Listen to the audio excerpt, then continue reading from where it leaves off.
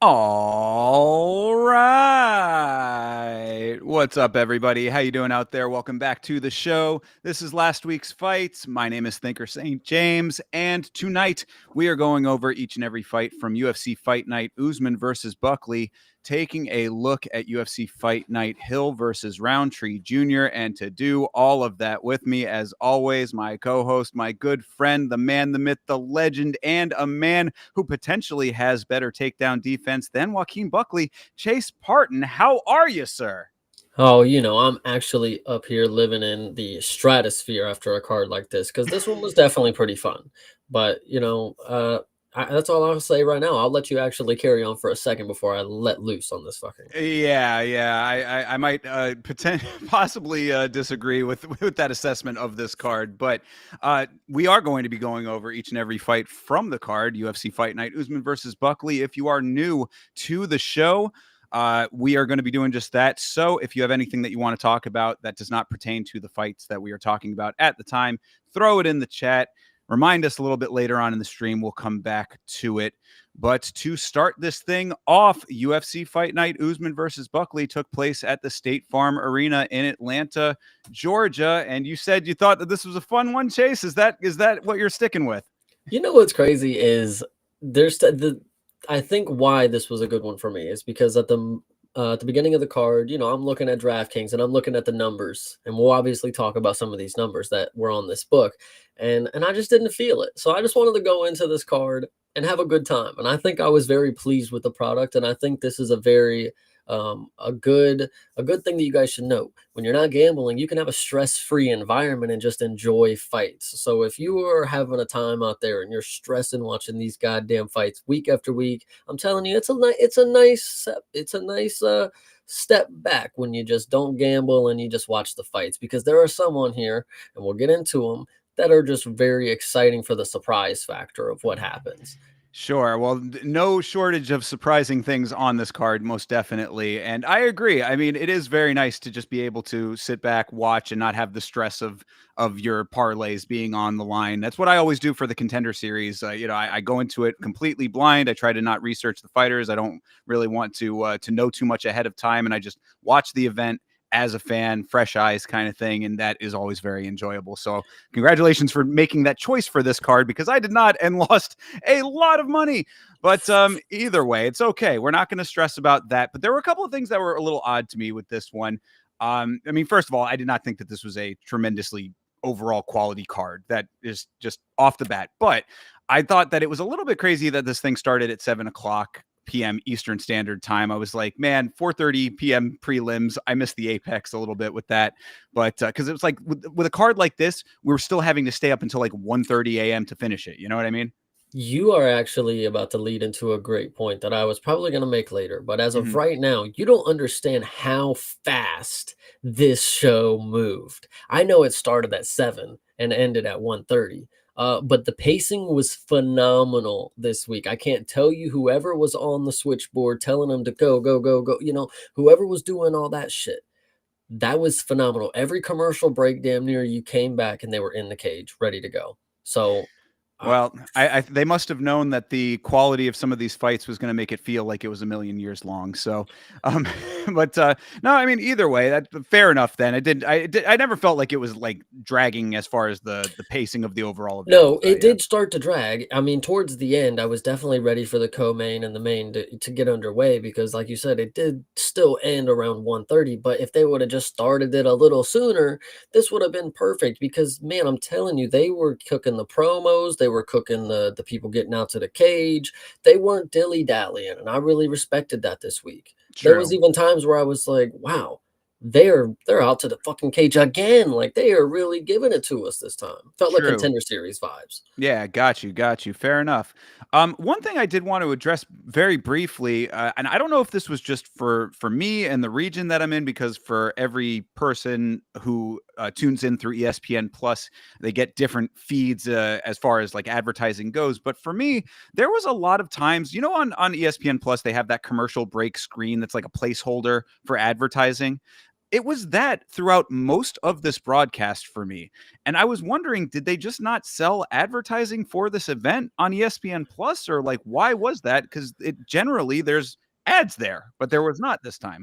I will agree with you, and I think we have just maybe said two things that are bridging into each other. They probably did not have a time slot that is similar to something if they did have paid advertised commercial breaks, so they could speed run through the show somehow. I don't know how they did it, but you know, I that's mean, what it seemed it just seems strange to me that you'd have a UFC event, even because the reason I bring this up more than anything else is because we all know that the ESPN deal with the UFC is lapsing at the end of this year, and there's a lot of speculation as to where the organization is going to take the product. So it just seems very strange to me that we've been hearing that ESPN has been taking certain events off of the backlog of the VODs.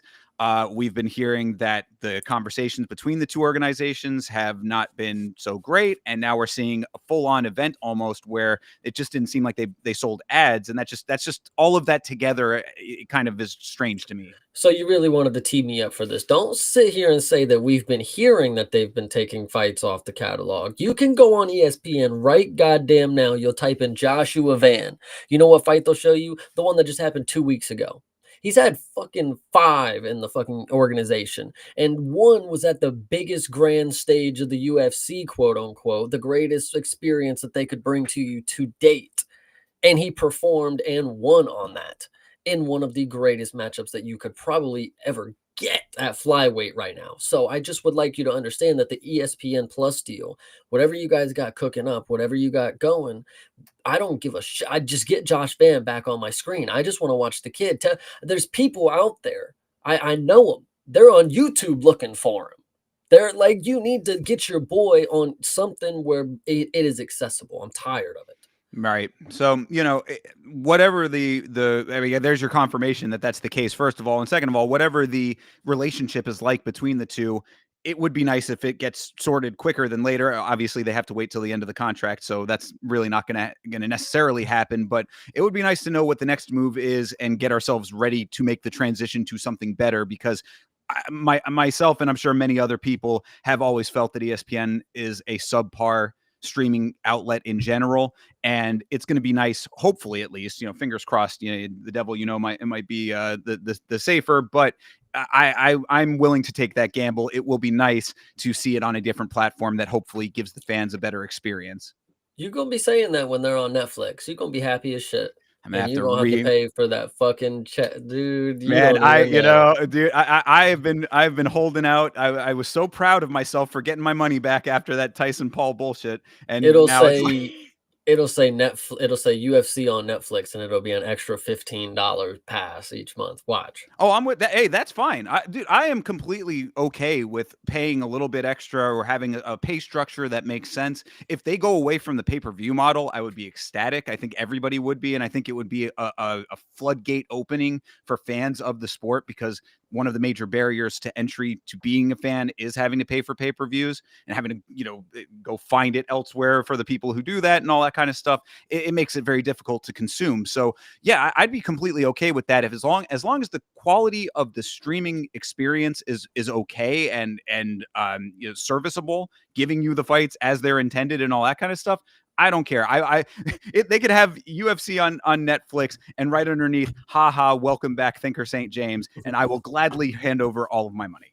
That is pretty good. Yeah, I'm excited to see what's coming for it. But we will go ahead and get into this card because man, we got a lot to talk about. So Indeed, we'll yes. spare some time here. For sure, yeah. Enough about the overall overarching points. Let's get into the card itself. UFC Fight Night, Usman versus Buckley. As I said, State Farm Arena, Atlanta, Georgia. Starting this thing off was Jamie Lynn Horth, which she has another piece of the last name now too. I believe. I think that she, I guess, hyphenated with her wife. So it's Jamie Lynn Horth dash something that starts with a W, I believe. You didn't get this in the notes, you mother frick. Sorry. Yeah, no, this one slipped by. I thought they would have it on ESPN, but again, the quality of ESPN when it comes to fights, right? But either way, Jamie Lynn Horth versus Vanessa Demopoulos. What did you think of this fight, Chase? This fight here, well, it actually played out exactly as I expected because in our minds, of course, Vanessa's a warrior. She's going to continue to fight. She's not really going to ever give up. Although, if Jamie Lynn Horth had no mercy, she would have brutalized her in that first round and got her up out of there. Thankfully, she didn't. If I was a betting man, I would have went decision and I would have been shitting my fucking pants around there because she was beating the hell out of her. Vanessa somehow was able to continue fighting. She looked like shit. I'll give you guys that. Like, she did not look great in this. I used to think she was actually halfway decent, and she is an Ohio girl, so I'm not trying to rag on her too much. But spade is a spade. She just did not have the day. Jamie Lynn was putting it on her. Oh yeah, no, most definitely that. And also, I mean, it really is kind of unfortunate in both directions because Horth looked tremendous in this fight compared to some of her earlier fights. I thought, I mean, it's I guess it's not worse in both ways, but it's worse for Vanessa, as far as like how she looked comparatively. I don't know what you've been seeing actually, because I think Jamie Lynn Horth has been pretty solid. This fight, unfortunately, all it did was solidify how little of a killer instinct she has. Like, she's one of those people that'll go to the post fight and say, like, oh, she's a family girl, I didn't want to hurt her, type shit like that.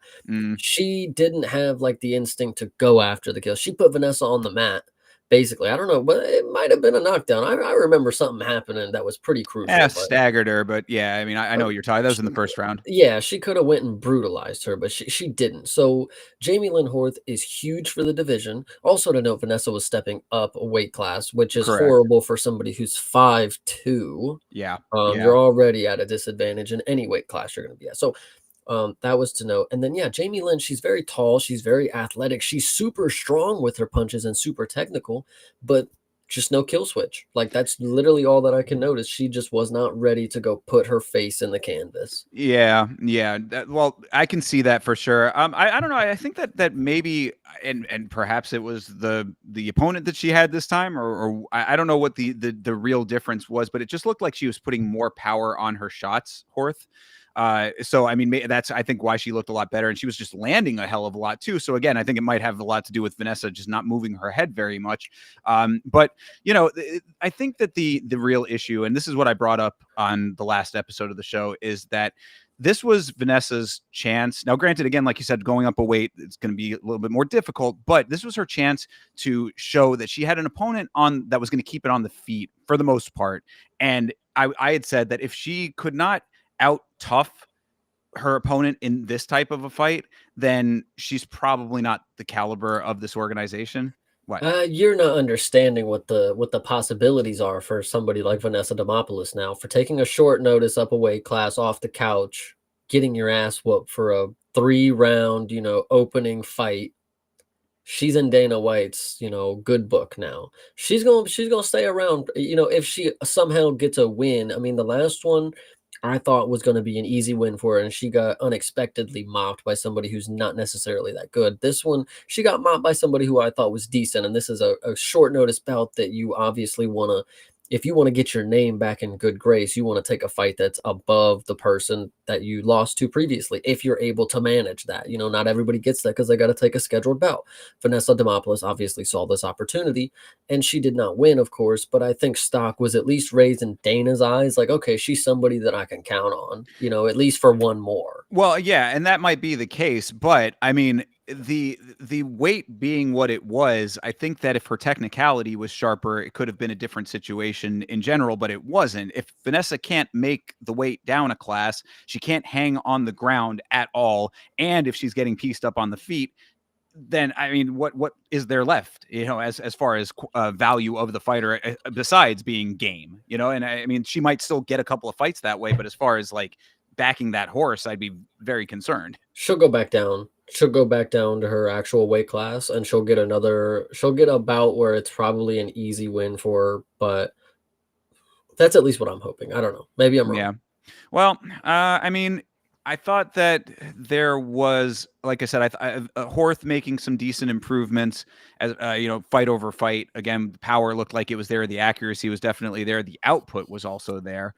And Vanessa just not having a lot of answers on the feet was very concerning because we saw in her last fight, her off of her back, really not doing very much. She did it this fight too. Vanessa does this leg defense move every time she's on her back, where she gets her legs all the way behind her head, which is great to show off her flexibility and, nice to look at for the fans, but does absolutely nothing for her as far as the fight is concerned.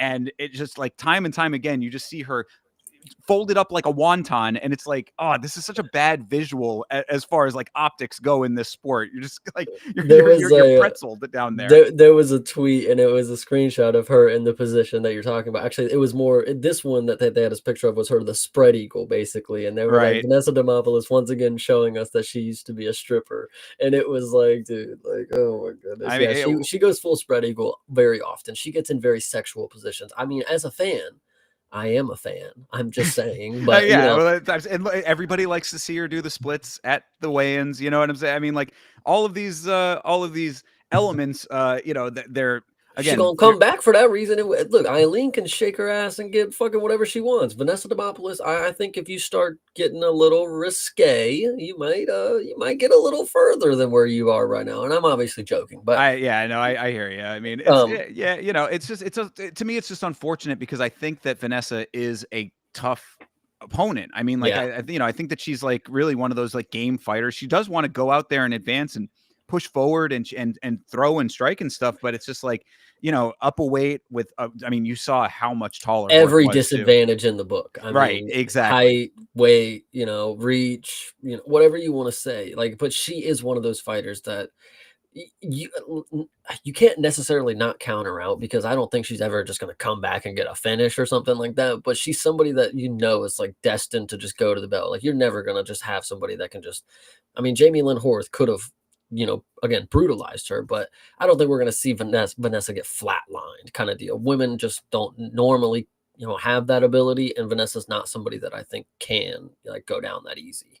So, well, yeah, I mean, unless she goes up against somebody who actually has that dog in her, Well, I mean, listen, if Jamie Lynn Horth ain't it for this division right now, I mean, we're gonna have to wait for another round of prospects. Contender series, come on up, because Jamie Lynn Horth, I thought, too, when she was coming into this fight, especially with the original bout, I was thinking, ooh, that's definitely a win for Jamie. And then pull out, step up on short notice. I'm like, yeah. Unfortunately, this is the first fight that you just could not bet, because minus 700 on Jamie Lynn Horth. Are you fucking kidding me, guys? Like, why would I ever and I would be the person to bet decision, because like I'm in the mindset like, okay, women normally go to decision, let's just go for the safe bet. And I got Mank Mank MMA Elite, shout out to Discord, and he's over here telling me I'm feeling it, you got to go for the KO. And at the end of the first round, I'm like, dude, he fucking knows, he's a fucking genius. But then unfortunately, like I said, she just don't have that next level where she can go fucking just ape shit. Yeah, right. Yeah, it wasn't tapping into something deeper. Well, she just, and listen, you hear it sometimes about the Canadian guys, and sometimes they are just a little. I think she was a little too nice here. Sometimes you got to get a little mean, man. Bring the, I'm in Zahabi got a little mean that night. I think you got to bring that type of shit. recognizing when you have a compromised opponent and capitalizing on it Yeah. is certainly a note that's going to come back around a little bit later in this review. So, Yeah. Well, shit. we'll Fucking talk next about it. But fight, we'll talk about that shit. yeah, yeah, right. That too. But yeah, the only last thing that I had for the fight that we're talking about here was that I thought it was funny that Vanessa in the third round pulled the Hulk Hogan ear cupping to the crowd, just to like try to gain a little bit of support. I was like, lol, no amount of support is going to save you by midway through round 3 at this point. Yeah, she really Yeah. was. She pulled one of those. So hey, credit to her. She's a little bit of a show woman. I can respect the showmanship of it, but I just don't see much good in the future for her. Definitely not at this weight. And I mean, going forward, like she's going to need a very favorable matchup to get her back in the win column. And I'm always going to remember this little stretch that she's been on, because I think it's very telling, even if she does rack up a couple more wins. I think what's unfortunate is going forward. I mean, like I said, yes, she should be in Dana's good light, at least for one more go around, because she did fill in on short notice. She saved the day, quote unquote. Excuse me, geez. I think unfortunate for Vanessa, she is at one of those unique positions in the sport where you have somebody who's, when it comes to the disadvantages, you got to have a unique skill set that is able to overcome those disadvantages. You're going to have to be able to overcome the height, so you have to get inside, or you're going to have to be able to grapple and get them down to the mat and even the playing field, whatever you want to say. I don't think Vanessa necessarily has the skills to pull that off against many opponents. Like, she's gonna have to have literally somebody who's 5'2" and 125 pounds. Like, I don't know. So Yeah, well, she could still get head kicked by Dr. Sleep. yeah, hey, listen, we'll talk about that when it comes. So either way. Yeah. Anyway, but yeah, so I mean, very nice win for Jamie Lynn Horth. She was really checking all the boxes with this performance, in my opinion. Good movement, really nice striking selection, and great negation of the attacks that Vanessa was putting on. So shout out to her. Just make sure you put her down for a decision next time. There you go. Yeah, that is absolutely the takeaway. All right, let's move on to the next one here. Phil Rowe versus Ange Losa. I did want to mention just before we get into the fight that on the promo video, Phil Rowe had a high top fade, and he had the sharpest divot in his high top fade that I have ever seen. It's like it went up and, tops off at the top, and then there's just a little part that just went like that, and it just cut out perfectly. I was like, man, shout out to Phil Rowe's barber, because he's a hometown boy. Like, he's local to me. I got to find out who. You got to go shake his hand. Yeah, I really want to let that guy know that, like, bro, you did a really nice job with that divot, because that thing was like a 90-degree angle, perfect. So anyway, what'd you think of this fight?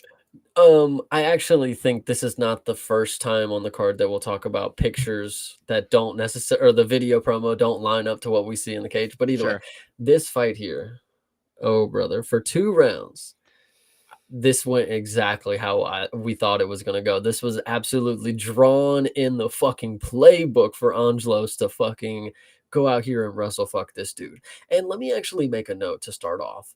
Phil Rowe is fucking ginormous. He's massive. I don't know if it's just because Angelos is just basically Torres Finney, but dude, Phil Rowe is huge. But he was definitely getting worked over for the first 2 rounds with the wrestling.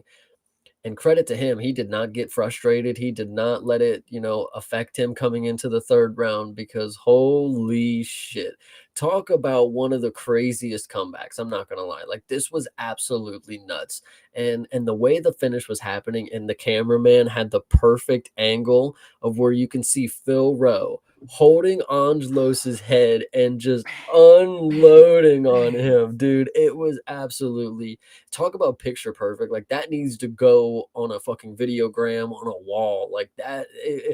It was absolutely so crazy. I do believe it was a little early of a stop. He did fall down, yes, but like, he probably could have taken a little more. I would have wanted Angelos to take a little more after some of the stuff that he's pulled in the past. And if he wants to be a warrior, I think that's the exact moment you're supposed to let him see if he can get out of it. But either way, he was getting his ass beat. Go ahead. And I would have been glad. I was only glad that it got stopped, because he was taking all of those shots without a fucking mouthpiece in. Shout out to that referee. Shout out to that amazing ref work there. He probably stepped on it like 2-3 times, Bro, kicked it around. They literally showed it in the same, they said it on the broadcast that it fell out and stayed in the same spot throughout the entirety of everything after the announcement and all of that. Like it Yeah. was like they zoomed in on this mouthpiece. Oh, shout out to Ditchery Dave from the watch along saying that it looked like his dog's chew toy. But I mean, like, it was like, bro, this referee just like let that happen. And this dude took a lot of shots without the mouthpiece. I mean, like, so, you know, it's like Dom Cruz said, and I agreed with him completely. It's very lucky that Rowe didn't throw a knee to the chin. I mean, that could have sent his teeth straight through the top part of his skull, you know?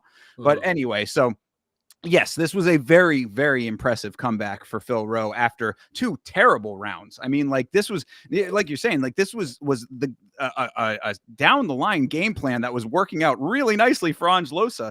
First round, awful for Rowe.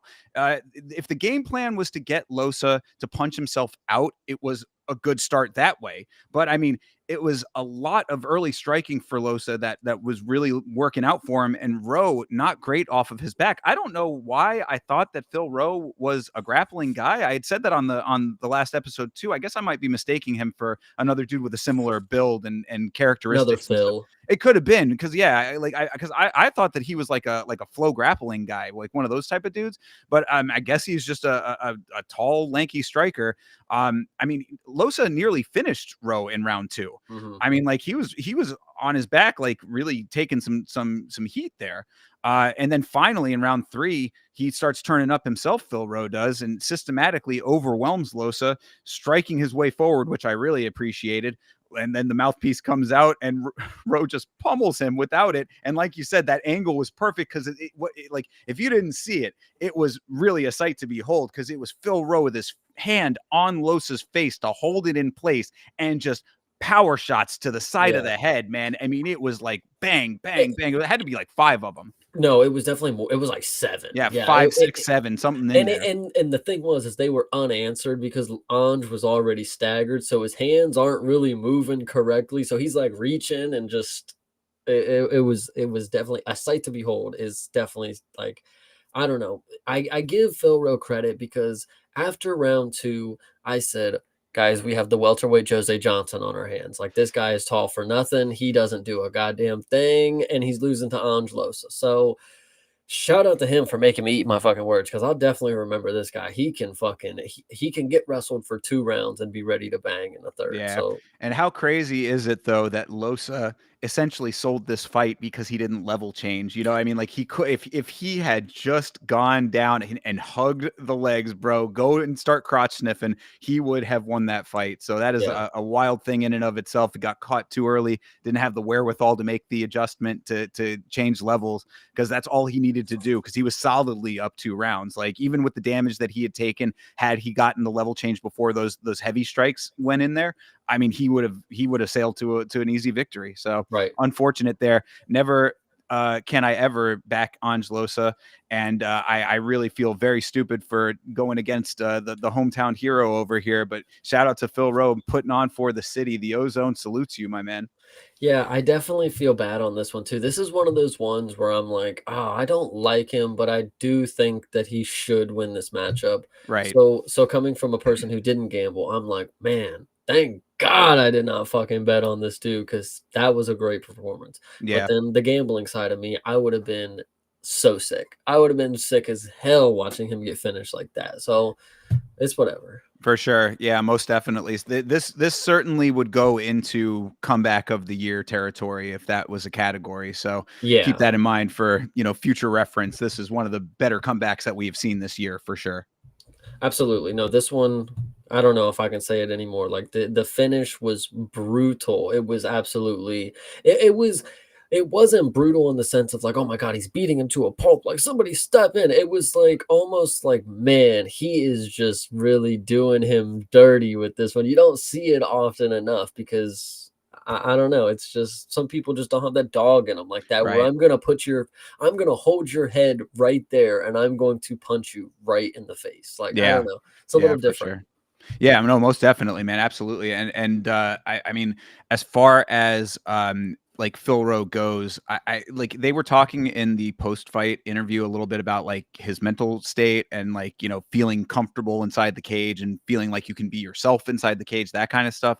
I hope that he has like the ability to sort all of that completely and can just be a little bit more of a faster starter, because like he could have gotten to this, like if he had it in him to do that late in the fight, like I mean, granted, you want to get Losa a little bit tired out. You want to have him punch himself out and exhaust himself a little bit. But like he could have been making this like a fight of the year contender if the way that both of them were, like if they had both been entering the fight with that level of intensity, like Right. he'd be making a name for himself just off of the action of it, as opposed to it just being like, damn, it's amazing that he was able to come back. So, you Yeah. know, hopefully he gets himself right so that he can, you know, just be the performer that he obviously is. Cause it's like, if he's able to do that late in the fight, dig deep for that, put that out there earlier, and then you could just be walking through competition, you know, then there's no Jose Johnson comparison. Thank God. Hell yeah. I agree.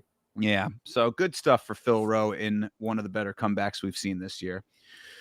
Moving forward here, before we do, I wanted to shout out the chat real quick. John Dong, Vitz King, of course, and TJF. Appreciate all you guys checking in. Oh, and Mank as well. Shout out Hell to you.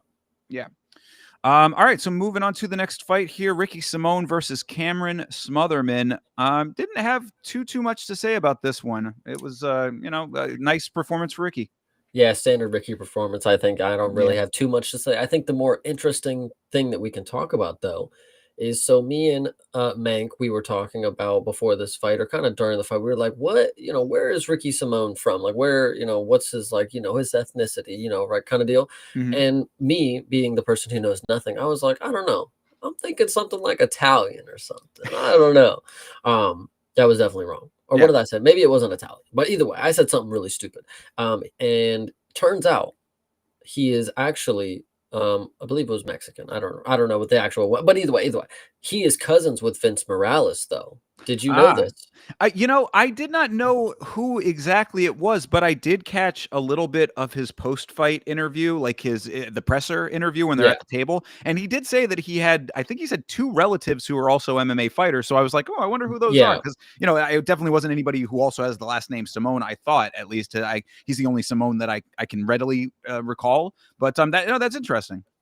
Yeah, no, I wanted to note that because those are two dogs right there, and they said they grew up together, you know, fighting each other. So hey, fuck it. I appreciate that they're both in the organization, because Ricky Simone is definitely turning into somebody that I don't mind watching, but other people would say he's boring. And I don't see what's wrong with getting an easy win. You have a short notice opponent that you can't really game plan for, and it's not like you're somebody who's some killer. So you got to go out here and get the win that you know you can get.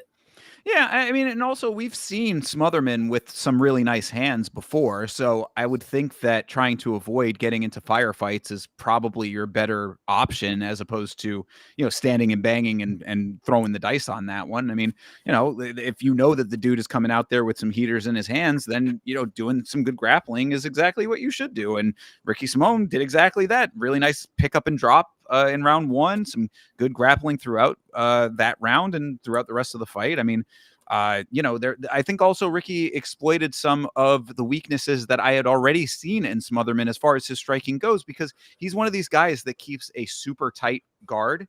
Like his hands are almost like on his face, like when he's you know, guard up, and that opens up the body and the legs perfectly for a lot of the stuff that Ricky was doing. So, you know, too nice with the takedowns is what I said. Great awareness of those openings on Ricky's side.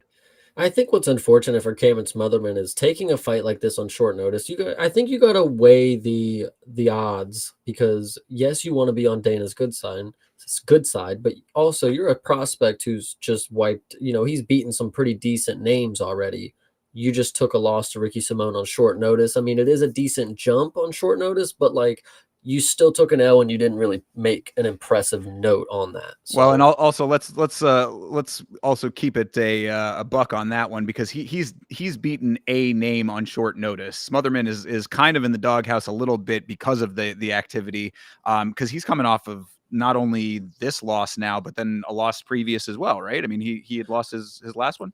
You might be right. Let me double check Yeah, because that's on what I'm saying. that So, real because quick. shout out to E Cirrus Money. City, yep, that's Yeah, right, yeah. exactly. Yeah, I Surrey caught City. that one too. Yeah, so I mean, like, because E-Money J was trying to sell it to me in the on the watch along in the chat. He was saying, "Oh, I've watched the tape." I'm like, if you're only watching the tape of the Jake Hadley fight, then you're not getting the full picture here because we've seen more of Smotherman now. Shout out to him for taking these fights. I mean, I appreciate that he's hungry. He wants to be in the organization and he wants to go out and show out and all that. But I do agree with you. I think that pacing yourself might be a little bit smarter at this point because it's like who he reminds me of in that regard is like Damon Blackshear, where it's like Mhm. Damon Blackshear was taking fight after fight after fight, like on back-to-back weeks, occasionally 10 days in between or whatever. That ended up biting him in the ass. It's like, dude, you are a good fighter. Like, I mean, he definitely does have like nice hands and some decent movement and stuff. Does need to work on the takedown defense, Smotherman you're obviously. talking about. Yes, Smotherman. Okay. Yeah. It's like you need to like recognize the shortcomings and then also like give yourself a little bit more time to kind of mature into the promotion because right now you came in on short notice against Hadley and got a nice win there that definitely got your name out there, but now off of 2 losses to 2 decent guys, one I don't know. I've never really been fully sold on Surrey City. I know that you're a little bit bigger a You're fan. drunk. Either Yeah, way, see, that's what I'm continue.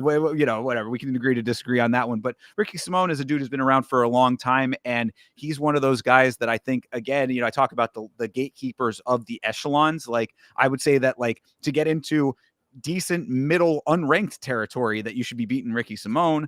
But it's like now you've lost to a decent prospect, at least in Cide. You've lost to a dude who's been around for a while in Simone.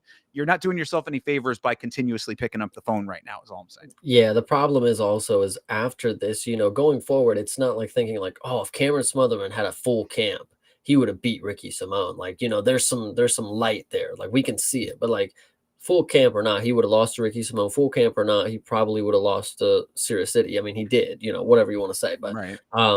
I don't know. Well, going forward, he's not my pick of the favorite prospects to say, especially in bantamweight. That's actually we're getting a little fluffy in the bantamweight division when it comes to prospects. Some are jumping way higher than others. Some are kind of hanging around. You got this 20-year-old that's just taking low-level fights for the rest of his career, I guess. I don't know what Raul's doing, but either way, Cameron Smotherman, I'm just not sold on it right now. So Yeah, no, I agree. I mean, he's got nice hands, but it's hard to use him when he's on his ass. Sadly, this fight kind of has some echoes of the main event in that way. It's like Ricky was just able to take him down, take him down, take him down. It's like, he had good a sub defense. I'll give him that. yeah. I mean, fair on that one. And he did have some decent shots in the third when he was able to stay on his feet. But again, it's like if you're down 2 rounds and you can't get the knockout, then oh well. Yeah. Ricky dumped him, I believe, in the first round, which was really nice. I got Yeah. hype about that. But other than that, I think Cameron Smotherman can get up well against the cage.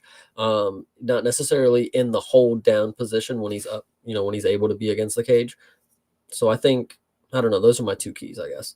Yeah. He needs to work on getting back to his feet. When he has been taken down out in open water for sure. Mhm. All of those little movements to get yourself back to the cage, get yourself back on your feet, not let your legs get laced up. That's always, now we're seeing the leg lacing is like a new meta that has taken over when it comes to the ground game, and there really needs to be a better defense for it.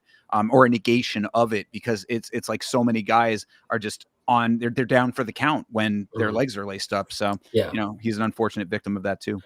Yeah. So we'll see what's next for him. Yeah, absolutely. But for right here, right now, Blonde Ricky continues to rack up some wins, and I'm here for it, man. I'm a Ricky Hell yeah. Simone fan, and I I did agree. think it was funny. Apparently, the two of them in that fight were jawing at each other pretty heavily, which I didn't really pick up on the broadcast. But yeah, some I interesting saw one conversation. moment of it, but I think it was Smotherman talking to someone on his team kind of deal. But that's the only thing that I caught. Well, commentary had said that Smotherman was telling Simone that they were booing him because of the wrestling or whatever. And that is a note that I had for earlier. The overall view of this card is that this crowd was restless as fuck. Early on in the card, I was like, they're bullshitting over here. They should not be booing as much. Later on, I was like, all right, I'm starting to feel the same way, No, guys. no, this crowd was hilarious because they knew exactly what they wanted to see. When you had two strikers that were supposed to be grappling, it's like, boo, get the fuck fuck on the mat? What are you doing? Like, at any time it's two fucking grapplers and like they want to see him bang. It's like, what are you fucking doing on the mat? Like they were not happy with anything. And I think that was perfect because every fight Yeah. had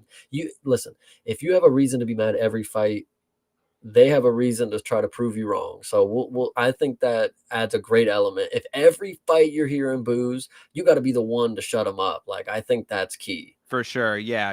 Paying $400, $500 tickets for, nosebleed seats. They have every right to boo if they're not Yeah, happy. true, Um, true. anyway, so yeah, good win for Ricky on that one, though. Hell yeah. All right. Next up, you man, Mystic Parton over here. Got to give some credit to Mr. Chase, my co-host here, calling this one as one of the best performances of the night, potential fight of the night. Yeah, I think that you were absolutely at least correct about the fireworks on this one. Cody Durden versus Jose Ochoa. Man, this Ochoa kid is something else. He's definitely one to watch out for in the most competitive division in the sport right now. Good Lord. They can how many killers can they pack into flyweight? Dude, it's absolutely insane. I love the flyweights. And when you see this fight, when you have the when you have the pre-assessment that Cody Durden is middle of the road. He's like the person you can get over, and then that's your moment into the, whatever the rankings kind of deal. When you see Josh Ochoa, Jose, is it Jose? Jose. Yeah. Jose Ochoa. Josh is funny. Anyway, Jose Ochoa, when you see him go in there and put the fucking work on Cody Durden, didn't let up one moment on the feet. He was spamming kicks. He was spamming punches. He was mixing in the kicks. He was mixing up the punches. He was doing everything like in a pace that you obviously don't see often. You see it out of flyweights, but this pace was like insane for flyweights. Like, I know Josh Van puts on a pace, but this is a pace that's like kind of similar, except he's mixing in kicks, which I think is pretty impressive, at least for this one performance. He's obviously not Josh Van. Let me preface that. Who could be? But this performance was insane because, like I said, first round fireworks, right? Knew this fight was going to be awesome. Second round, Cody Durden comes out smiling, ready for some more, and instantly gets rocked against the cage and finished. And Brother. it was absolutely beautiful the way that Jose Ochoa did it.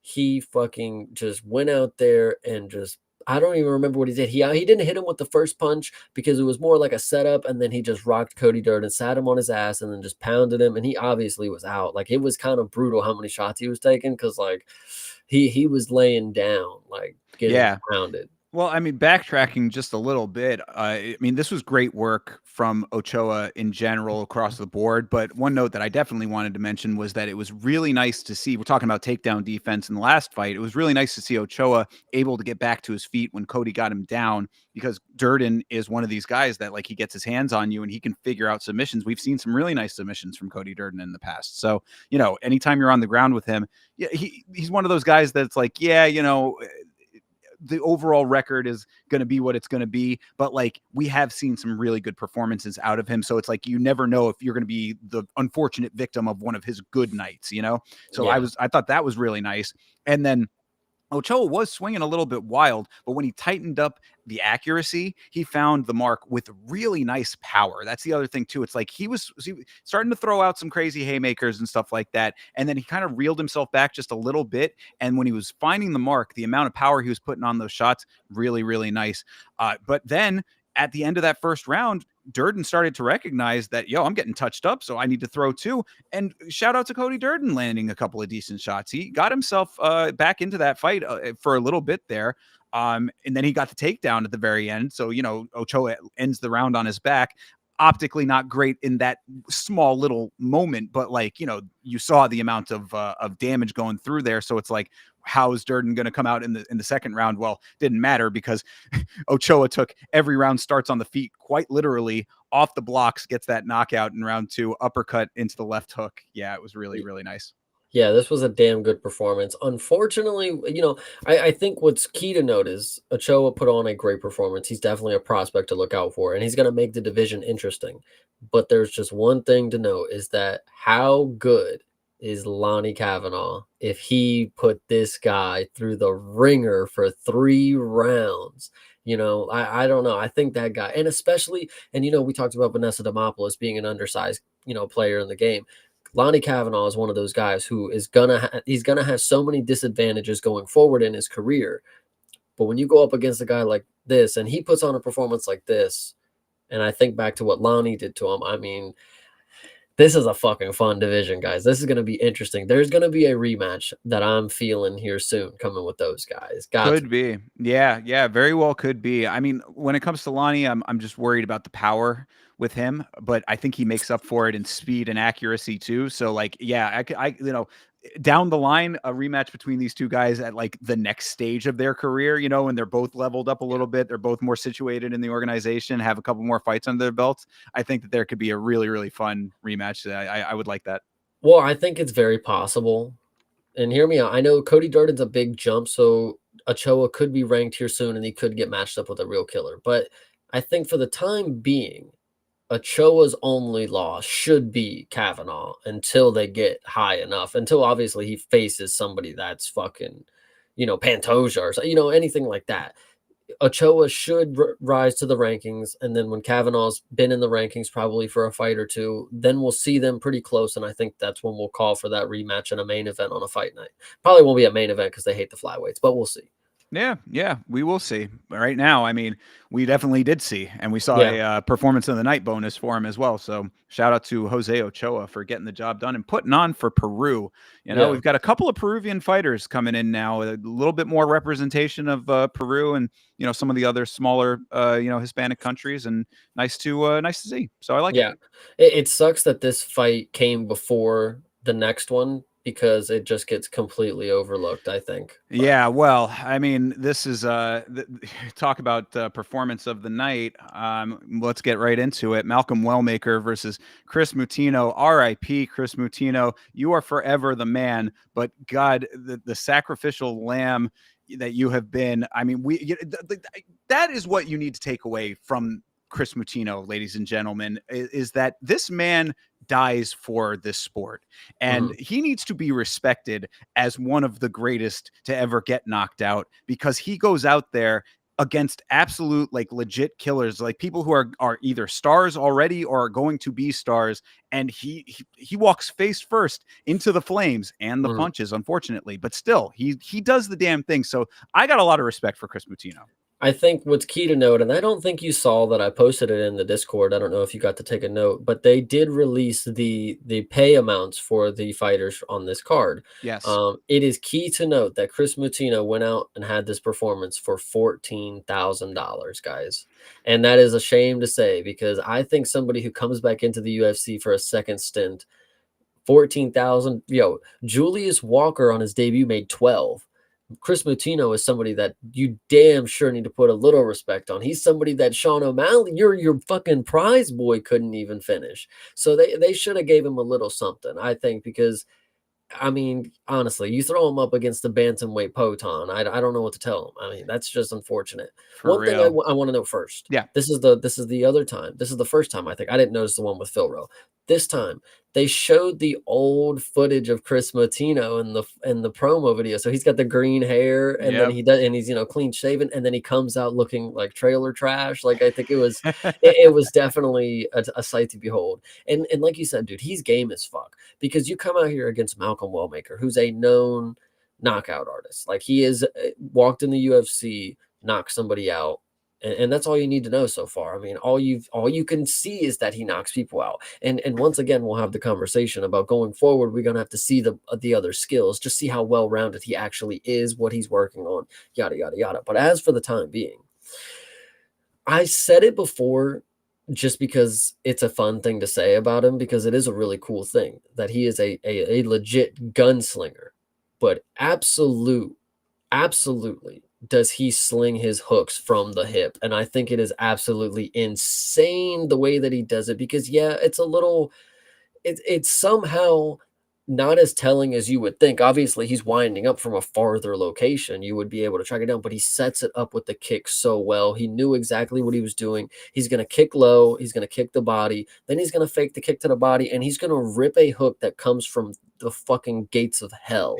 and it's going to land square on your fight. And it actually doesn't even land square because Chris Matino only caught like a little whiff of it kind of deal. Like it was just like the knuckle part, but that's the deadliest part. Like right when it grazes and then it's just lights out. Chris Matino face first, sliding on his face. Like that's one of the worst ones is when you see him face down, butt up, and then they start sliding down. Like that one, it's just like, oh man, like that's just cruel to see. Yeah. But wow, Malcolm Wellmaker is damn near one of my favorite, especially calling your shot, getting a knockout just a couple months ago, saying, I want to be on the Atlanta card and I want to go out here and do it again. Comes out here, does it again, gets another $50,000 bonus. What can you say for a 31-year-old prospect?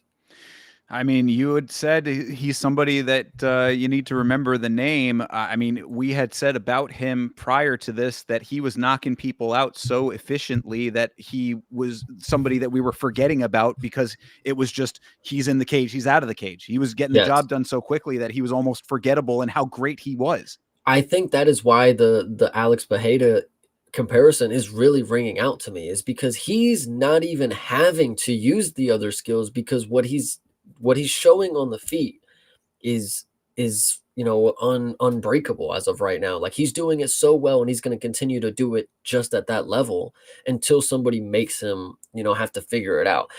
Alex, he was knocking everybody out and then Jan made him figure it out. He started to have to wrestle with him. Bruno obviously didn't get knocked out, but he still wanted to strike with him. He gave Alex the game that he wanted. Jan was the first one to give Alex something different. And Alex didn't necessarily have the greatest performance. Some would argue that he didn't necessarily win. Thankfully, he did. The UFC, whoever the gods were, they were the right call on that. But I think Malcolm Wellmaker does things very similar to Alex. He sets up, he's so good with his range and he sets up the kicks and he's setting up for the kill shot. It's never just because he wants to kick you. It's never because he wants to just kick you in the stomach. It's never just he wants to kick you in the leg. It's because he wants you to think that he's going to kick you in the leg. He wants you to think the teep is coming. And just when you bite on it and the hands drop or the leg goes up, that's when he's going to fucking obliterate you. And I think it's going to be super impressive. Malcolm Wellmaker has very good kicks. I would not be, I was actually going to tweet at the dude. I'll say it right here online. If you go out here and you watch Alex Bejeda and Yuri 2, when Yuri comes out in round 2 and gets obliterated with a switch kick, that is all Malcolm Wellmaker needs to develop on the feet right now. You get that switch kick down and you have everything. You're a gold. You could be championship material as long as you can defend a takedown and get up off the mat. You are fucking amazing. Yeah. Well, I mean, what you're saying about him having like a solid set of like a game planning roadmap to getting to the knockout is 110% correct. He rips to the body so nicely with controlled power. Those body blows were phenomenal. He said it in the post fight. He was like, yeah, he was dropping his hands because he was getting tired of getting hit in the body so much. And it's like, yeah, that rings true. I mean, granted, he was doing so much of everything that it's like, you can kind of say that it was one thing or the other thing, but either way, it all equals up to the end being the same result. But the setup of the knockout was also fantastic. So basically what he did, he kicks once, then he feints a second kick. Then it's the cross check hook with the battery on full output. You know what I mean? So it's like exactly like you're saying. I mean, like the kicks were already there. The kicks were already there as the setup. And he just has a nice little way of like luring you into the trap and then springing the trap. And the trap is just a dynamite stick that's ready to explode, and really something else to see. And when he gets the one shot and just stands over his victim like Superman, it's just like, that's something else, dude. This guy, he not only is he great in action, but he's also like charismatic. He's got a good very personality. likable. Yeah, very likable as well. I'm telling you, there's really nothing to dislike about this guy so far. And the fact that he's able to do what O'Malley couldn't do in 3 rounds or 2.5 rounds, whatever you want to say. No, it was 3 rounds and 42 seconds. Yeah, exactly. Stopped at the very last second. So, certainly could have gone to decision, but, he was able to do it in 1, or 2 rather, he did in the second round, but able to do that when, O'Malley couldn't essentially do it throughout the entirety. In the first round. Was this the first round? First round. But Wellmaker did it in 1. Yes, he did. Yeah, 2 and 2/3 is what I had in the note. Yeah. My bad. Yes, first round knockout. But yeah, so I mean, able to do it in 1. I mean, yeah, this is a really solid performance from a guy that you want to root for. I'm really liking Malcolm Wellmaker. I think it's unfortunate that he is so likable because when he does lose, it's going to hurt more. But I think, again, for the time being, if you just keep doing what you're doing on the feet and you make sure you can get your ass off the mat when it happens, because it's going to happen. I mean, you're not gonna bulldoze your way through everybody like this. There's going to be a time, and it may be next one, where you don't get that knockout. You may have to hunt for it after you knock him. He may get up. Who knows? But for now, I'm telling you, the striking, it is similar in the aspect of Alex, because it is so deadly in the setup game, because the setup is not just coming for the third round when he's finally going to, it's coming as soon as you fucking drop your hands. It is the moment that you think that it is, like, the split second they have that opportunity, they take it, and it somehow works. Like, I don't know how to explain it. I think this guy's really, really good. Yeah, I also do as well. And as far as Moutinho goes, man, it feels bad seeing him in this position yet again. Joe Martinez announced Moutinho as a wrestler. I would really hope that he actually does that at some point. And they were saying on the commentary how he's like just got out of like a really bad relationship and he's like sorting his life out and all that kind of stuff. Like, give the guy one more. Could you give this guy like a can, please? Like, just let this guy get a win. He deserves it. I agree. I actually wanted to fact check you. I think I'm right. I believe the ex-girlfriend thing was during his first UFC run. That's when he was in the bad state. Well, that's what I Yeah. mean. He's out of that now, so Yes. he's getting his life together and all Yes. that kind of stuff. Yes. So that's what I'm saying. Give this guy like a contender series, bum essentially. Give him some.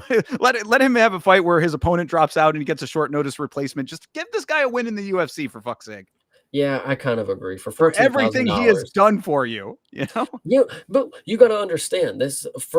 You should understand conceptually that, like, I didn't even watch the UFC religiously. I would watch the highlights and I would turn on Sean O'Malley and be like, okay, I watch his full fight, and I watch Chris Moutinho, and at the end of the day, I'm sitting here years later, and only thing that I can sit here and say in my mind is like, man, Sean O'Malley really never finished Chris Moutinho. That ref really screwed him over out of a decision loss. Yes, but like, he didn't get finished. Like, they did that shit just so Sean O'Malley on paper looks really, really good. Like, oh, he finished Chris Moutinho. Malcolm Wellmaker did too. But like, no, Sean O'Malley did not finish Chris Moutinho. And as somebody who wasn't even a fan at the time, I can tell you that that's what I would say every time Sean O'Malley would show up. He'd be like, man, but he really didn't finish that other guy, like, so maybe it's not that, I think you should just understand that he's transcending to casuals. Like, his name, it doesn't mean anything. It's not anything special, but like, you kind of know who Chris Moutinho is, and you know who the fuck he is. He's a Chad, man. Exactly. Yeah, there you go. You put some respect on his name, win or loss. I would say anyway. Yeah. Good for him being back for that 14K.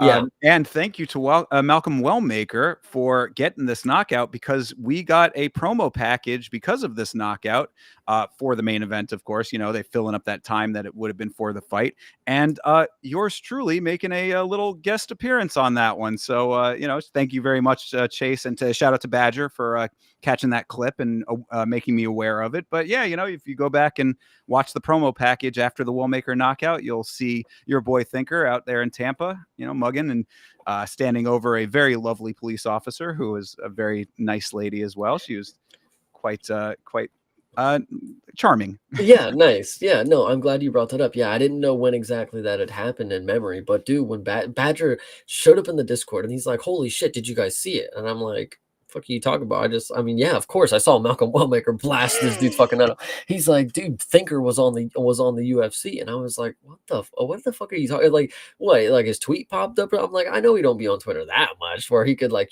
show, and like, so he sent the clip, and I'm watching, and I'm like, holy shit, that is Thinker. Like, dude, I've been showing that to everybody. Like, I went up to, I was at, my dad. I was like, "Hey, Dad, like, you see this?" And he's like, "What am I seeing here?" And I was like, "That's my podcast co-host." And Yeah. he was like, I mean, okay, but Well, like you see that though, like that's on whatever. TV, you Yeah, know. exactly. That's So international broadcast. That's international exposure. I was shouting out the MMA Hive at the time. We should have been shouting out Yama, but that's yeah, that's right, all right. Either way, shout out to the Hive. yeah, They got a little on air on the UFC broadcast off of that. So yeah, that's very dope. very cool. But anyway, let's Yeah, move yeah, talk on. about very cool. We can definitely talk about other things because this is not one of a very cool things. Yeah, no, absolutely. Michael Chiesa versus Court McGee. This is, I was thinking that this card was like off to a pretty good start up until this point, and this is definitely one of the ones where we had a bit of a lull. This was a nice hard spar between these two old men, and the crowd was not feeling it. Well, that's my thing. My takeaway first is that if you are somebody who is refusing to retire, basically, you are on the point of your career where it is like questionable, it could be on the table. God, I cannot stop. If it is the performance that you need to solidify your decision, it should probably be the one that you're getting booed at. Like if you are just not in the physical prime anymore. And I actually thought Michael Chiesa should go out here and roll through Court McGee. I thought he was going to get a submission win. Somehow, some way, I thought he was going to actually have some steam like he did in his last fight. I was incorrect. These dudes did not want to fight. The fact that these guys, I don't know if you saw because you don't have Twitter, they posted on Twitter. You know what a jersey swap is, right? Yeah. They posted a jersey swap, Michael Chiesa and Court McGee, and it was like, man, I'm so happy that I shared the ring with you. Like that was such an amazing performance, like shit like that. And I'm thinking to myself, y'all just put on one of the worst performances that I ever saw in my life, and y'all have the nerve to get on Twitter with this bullshit. You could have kept it to yourself. Go to Instagram with that shit. Like, bro, what the fuck, bro? This matchup, it was hurtful. Yeah, It, well, it was unexpected, I think, more than anything, because, like you said, Chiesa by submission was a solid prediction, but things stayed on the feet primarily in this fight, and both of these guys are more known for the ground game. So, I mean, Chiesa just being fine with picking shots from the outside and staying active on his feet. I thought that Chiesa looked pretty decent in this fight, all things considered. Now, I know that this was not a fireworks affair, but with the type of fight that it was with a much older opponent, with Court McGee there, I thought that Chiesa did okay as far as the striking went. I mean, Court's never been the fastest guy, but his speed was noticeably lacking in this one. I mean, out the gate, just sluggish in this fight. And then, of course, as the fight progressed, it got worse and worse. So it was like Chiesa was just, basically, again, like it was really just a legit hard spar. Like it was like, okay, I'm going to go over here. I'll punch you a little bit. I'll go over here. I'll punch you a little bit more. That's all that it was. Cause I mean, he didn't really need to do much more. I would have expected him to want to go to the ground. I guess he was respecting Court's ground game a little bit too much, but yeah, I mean, it was almost even throughout a couple of exchanges. Just Chiesa kept a little bit ahead because he was a little bit faster, quicker to the draw with the shots. And that was about it. Bro, I'm actually hurting right now for how you are not thinking this fight was damn awful. Like this was just listen, the I've fact that seen worse you on this card. anyway, so the fact that you have two dudes that are in the stand up who are grapplers, who are shit strikers, and the crowd is booing them, please go grapple. That should tell you what you're putting on in a standing like performance. Is because like, bro, crowds love standing and banging. Like that's what we're here for the most part. We don't want to see the grappling most of the time. But when you have two dudes that we're praying that you grapple and you put on the worst facet of your game on, spotlight. I mean, I walked away thinking Michael Chiesa sucks at striking and he should have just grappled. I would have probably thought he was decent if he would have just grappled again. Like, man, he probably would have, yeah, Michael Chiesa's finally getting it together. But no, like that dude, oh my goodness, 81 strikes against a senior citizen, basically.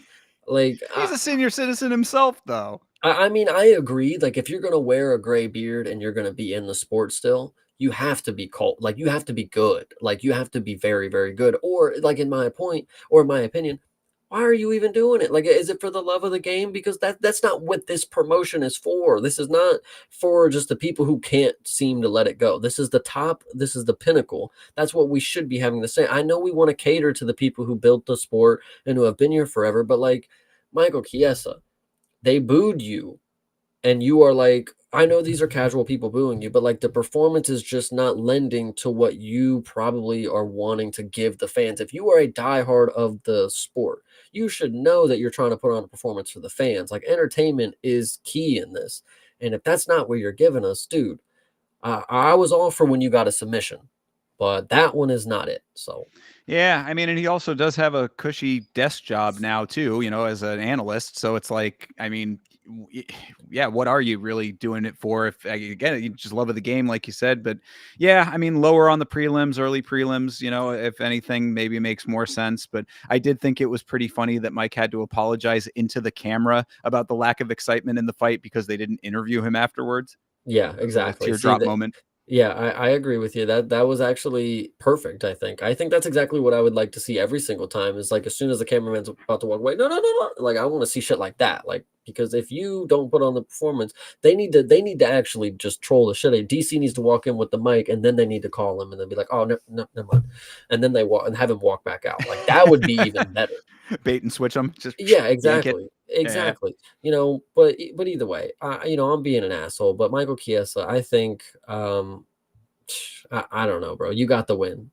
Happy Yeah, for you. pretty much. I mean, like I said, I think he was just respecting the ground game of McGee a little bit. I think it might be a little bit hypercritical of the striking. I thought he looked decent as far as it Yeah, goes against an older guy, like and being an older guy himself as well. okay. Fair. All right. I mean, yes, it was not an exciting fight for sure. And it certainly was not as entertaining as what we're going to be going into next. Are you ready to get into this? Yeah, we can definitely get into Oh, we this. got to, man. All right. Paul Craig versus Adolfo Bellato. Starting this thing off before we get to the spectacle here. Paul Craig walking out to Umbop by Hansen. Very based. I I'm appreciated glad that. you brought that up because I was curious what this song is and why he decided to walk out to it. Is it just because he's a fun guy that just picks a funny song, or is this a Scottish band or something? No, it's just being a fun guy who's picking a Okay. fun song. And yeah, I Very mean, annoying song, I'll tell you that. us older heads definitely recognize that one pretty readily, pretty immediately. But Well, I know not to get sidetracked, but Nav popped on and he was like, "Yeah, this song was made by like 5 children. They just got on there and made a song one day, and it just went popular." I was like, "All right, thanks, Nav." yeah, shout out to Nev. Shout out to Hanson, the Hanson brothers. Yes, the Yeah. three of them, those little blonde mops that those kids were back in the day. Apparently make pretty decent music otherwise. But again, digress on this. I got some friends who are Hanson fans. Anyway, all right. So professional acting debut of Rodolfo Bellato, perhaps. I mean, Paul Craig starting this thing out with some spinning side kicks that I thought were actually pretty nice. Grappling specialist Paul Craig pulls Bellato on top of him late in round 1. That was pretty funny. And then this starts into what would eventually be one of the most bizarre things that we've seen in recent memories here. Bellato gets up, Craig starts up kicking and lands almost 1-for-1 the same illegal up kicks that Juliana Pena landed against Kayla Harrison. So the thing that gets me about this, basically what happens here for anybody who's not aware of how this all went down is that this fight ended in a no contest. Whoa! Yeah, You're spoiling it. You're okay, spoiling well, I it. mean that. Okay, you want to go up point by point? We Yeah, can do that. yes. Yeah. I think the no contest. I Well, think that's there's crucial to bring reason. up later. Okay, Yes, well, I because think there's that's reasons crucial that to I think bring that up it's after. ridiculous, though. No, but we could talk about it because I think it's great. So All I right. think it'll bring up a great. So go through the thing and then Okay. we'll get into the Fine. decision. Yeah. Okay. I'll just keep breaking it down. So yeah. So he lands those up kicks. Bellato essentially he starts go he at first takes the kick and then he flails his arms outward, looks directly at the referee, and then flings himself backwards as if he's been knocked out. Then he quote unquote comes to and then either pretending or not, this is the $1,000,000 question, but goes and does the thing where he thinks he's still in the fight and starts grabbing at the legs of the referee, pretending that he's an open guard, basically, shuffling himself back to the cage. This was something else to behold. You're missing a key component here. Okay. So I think allow me to paint the Please go picture for for it. you. Bob Ross this shit. So up kick comes. You get in slow motion. You can clearly see the up kick doesn't even land, not even flush. What? Yes, it literally it hits him in the shoulder. It literally doesn't even hit bro in the face. I've sent all these clips. I probably didn't send them to you. They didn't make you, but dude, that's why this is so scandalous. Is because all the angles have come out. So the up kick goes right by, maybe grazes his beard a little bit, but he's obviously flopping. He's doing his whole song and dance. He's flopping. Yes, he looks at the ref like, dude, are you gonna call it? And then he falls back, right? And then you see the camera angle where Paul Craig is contesting, where he's got one knee down. He's like, dude, like it, and in my opinion, I think that's a fucking stupid rule as it is. If you want to play the game and be half up and half down, up kicks legal, buddy. I don't give a shit. So I think Paul Craig, I would agree with you. Fucking one up, one down. Yeah, I shall blast him with an up kick. Anyway, so Paul Craig's contesting, and then the camera angle is on Paul Craig, and then you see Bellato's legs in the bottom of the screen start flopping around like a fish. And then you're like, what the fuck is he doing? He's like seizing out. Like, you really thought something was absolutely wrong. They switched the camera angle, and you see Bellato having the most terrifying nightmare that he woke up from. He's like in the scariest state that a man of his size should ever be, which is why, again, it's also a little on the dramatic side. It's like, come on, brother, are you 7 waking up from a nightmare? Seriously, did you wet yourself? But either way, so he's waking up, flailing around. We still don't know what's going on. Like, we're all confused. He's like confused. He starts getting up. He sits back down. The ref comes over to him, and then he's like, oh wait, now let's grapple. Like, the ref wasn't even near him when he was doing his whole song and dance, trying to fake his fucking way, like, oh, I'm awake now type deal. Then he starts wrestling with the ref. Then we get all the angles where we see him do his little flop, and then he lays back. And I'm thinking, did he hit his head? Like, did he actually knock himself out, possibly, when he flailed back and landed on the mat? No, he laid back. He's looking around, closes his eyes, starts fake breathing like he's asleep. Like, you can tell when somebody's like unconsciously breathing. Like, it's a little different. It just wasn't that. And I think it is crucial to note that this went down to the judges, not down to the judges, but they went to the judges, and we didn't know what was going on. They obviously told Bellato he was not going to fucking continue. I thought that was key too. It's like, the fight's over, no options. Like, there's no, hey, let's time now. It's like the doctor's already there telling the dude, like, you're going to see it on the replay here in a second, guy. You heard that. But either way, they go to the judges, and everybody's convinced it's going to be a DQ win. I'm even convinced Bellato thought that it was going to be a DQ win, because that's probably why he put on this whole song and dance. I know I said that already, but Paul Craig goes out here, puts on an interesting performance, and gets a no contest because of this. And I think that is amazing, because exactly what happened, and I think Marcel Dorf, he tweeted about it mid-card. He said what he thinks happened. He thought that the commentary crew, not the commentary, but the review crew saw exactly what we as the audience saw, made the right call, and did not bail him out with a DQ win here. And I think that is amazing by whoever made the call there. Do not fucking give him this shit for that weak sauce. I think this was perfect. And I know you probably don't agree. Well, no, it's not that I agree, because of the dynamics as you've laid them out there. Like, yes, this is the justice is served correct way for that to have been handled. However, if you go by the letter of the law, now, I mean, you can debate the merits of the one knee down being, should it be illegal or not? That's debatable. Yes, I would probably tend to agree with you, because my whole thing is, if you are on 2 soles of your feet and crouched down and you take an up kick, legal. If you are in the exact same position, just your knee happens to be down, not legal. To me, it's like negligible. I would think that on the knees should probably also not be an illegal strike. I would say that that's something for the rules committee and all that kind of stuff to put into the unified rules. The unified rules as is currently, that is an illegal strike. So my whole thing is that if you go by the letter of the law, this should have been a DQ, because Paul Craig made it very obvious that it was intentional. That's the whole thing. Because if you heard at the end of the performance, or at the end of when they were the announcement, the ring announcement, they said due to unintentional illegal up kicks, or that's what they had said on the commentary too. Oh, it's unintentional. No, bullshit. It was unintentional. He went down to one knee, gesturing towards the referee, like, "Hey, he had one knee down. I kicked him. That should be legal." No, brother, you didn't know the rules. So I mean, you outed yourself with that. I mean, so that's my whole thing, dude. I'm saying, like as far as the justice is served aspect of it, I agree completely, because yes, Bellato, after careful review, I mean, I definitely think that one of those up kicks absolutely landed. I mean, he threw two. Nope. No, I'm gonna have nothing. to double check on Nothing that, flush, brother. dude. That's what's I showed this to my boss, and like she's just a woman, she's just a woman that works in retail with me. Like, Uh-huh. what does she know about fights? Maybe she knows on the secret end. I don't know.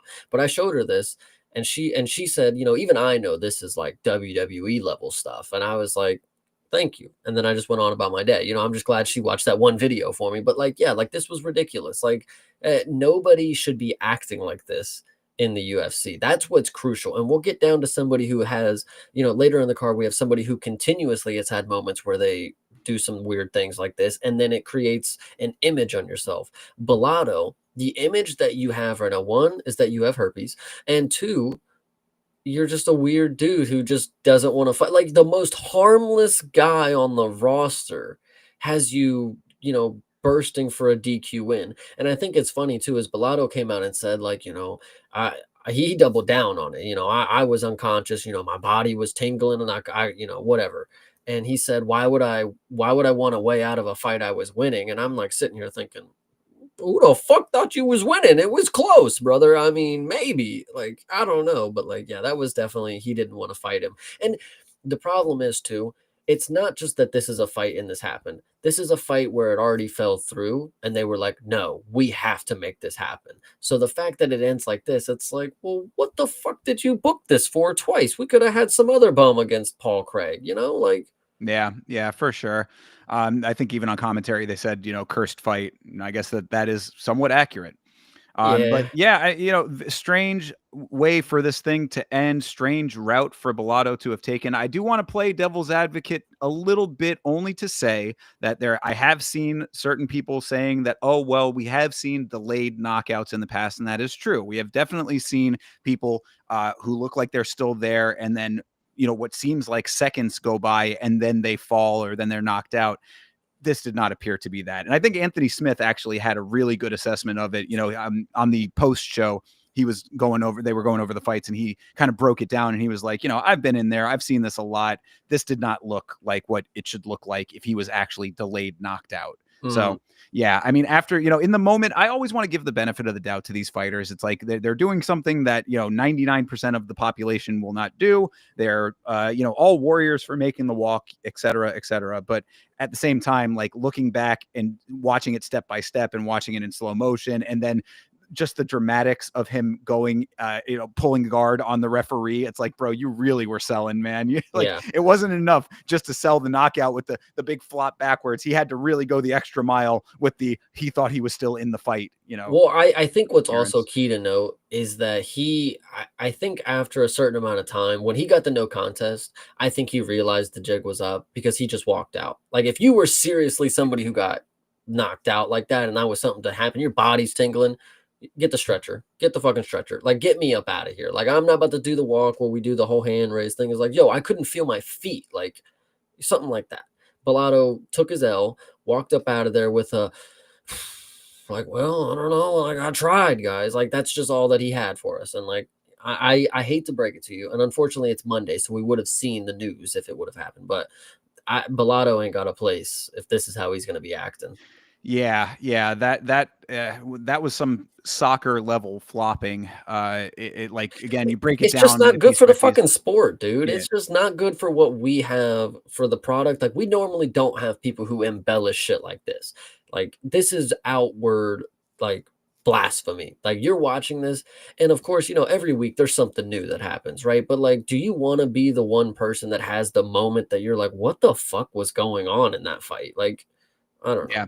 No, I mean, it has echoes of Angelosa versus Brian Battle, which I made an entire video about. Yeah. So yeah, I take these type of instances pretty seriously as well. It's like, yeah, you're right. It is bad for the sport, and I mean, it's definitely bad for your brand, and it's bad for Paul Craig. He traveled all the way from Scotland to have a fair, equal fight, and this is how it has to end for him. I mean, shit, give the guy the fight he wants. Well, and I hate to be that guy too, but it's like, this is what you signed up for. Like, don't be the guy who's looking for a DQ win because you want to be the killer. Like, if you want to be the top guy, I mean, listen, and Anthony Smith was breaking it down. It's like take a note.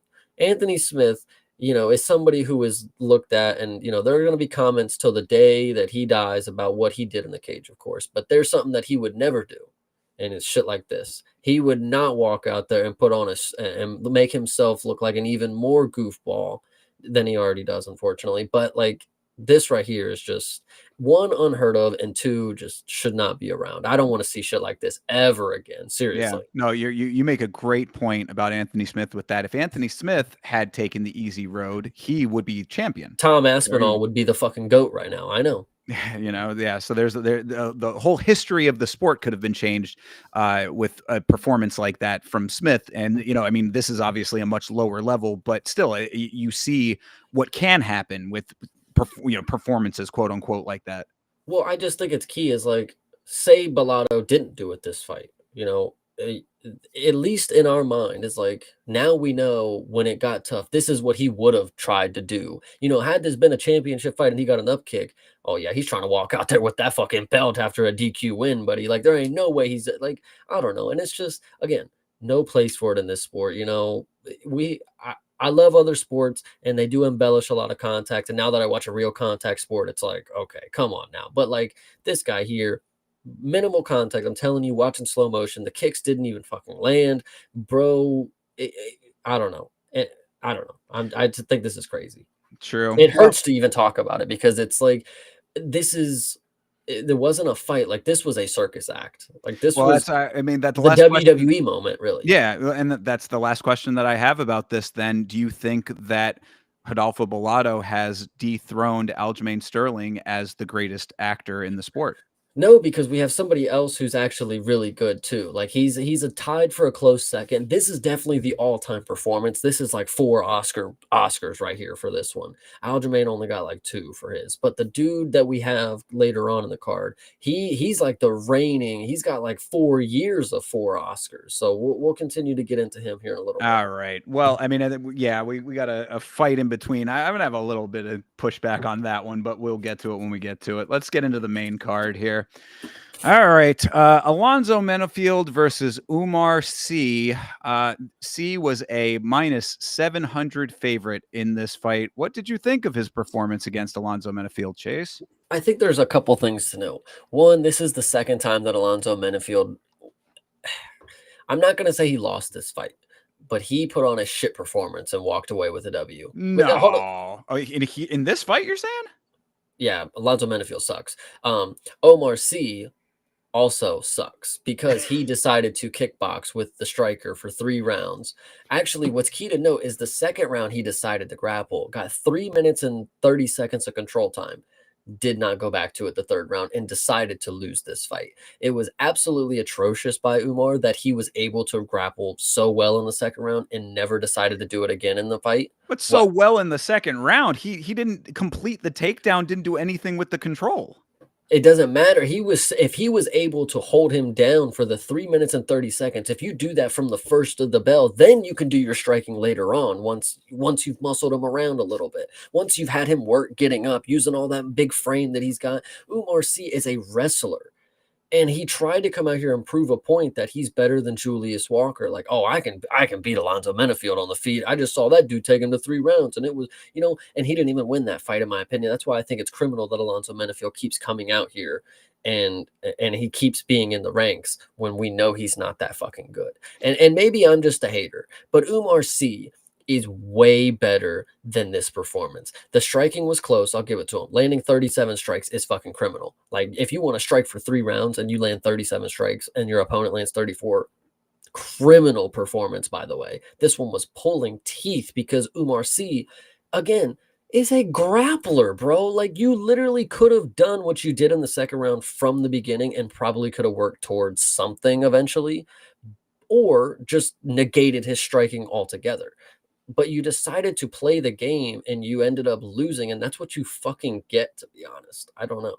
Yeah, I mean, I think that the issue here, at least as I saw it, was that C was put off by the first shot that he took from this fight. He didn't like the power that he felt from Menafield. He spent a lot of time after that initial shot over evading. That was the note, especially coming off of the watch along. I remember myself on the watch along saying when he shuffles out, he shuffles like 3 or 4 steps out when really all you need is like 1 or 2 kind of thing. Like, he Mhm, was getting himself way out of range, like way far out, uh, getting very far away from counter shots after throwing his own. And what he threw was low output in general throughout all of this. So mhm, Menafield, the note that I have for Menafield is that he's basic. Like, that's the note for Menafield. He's not there's nothing flashy or unique about what he does. It's just controlled, decent powered combos, like not even crazy power, but just decent enough power, and nice control, not overextending at any time, just finding the timing and stringing together shots. Again, textbook basic, you could say, but I mean, he certainly did enough of that here with C. Like you said, not going to what he is good at in wrestling. Why he didn't start that earlier, I do not know. But this did not work out well for him. If I had known that this was the game plan, I would have been putting the house on Menafield, because we know Menafield has good takedown defense. That's why I always appreciate how Menafield uses and distributes his body weight. He keeps his base really low, and he is a huge hulking frame. So when you go in for a double leg on him up against the cage, he sprawls to a point, spreads his legs out to a point where he's got a really nice base of power, like a powerful base to keep himself on his feet.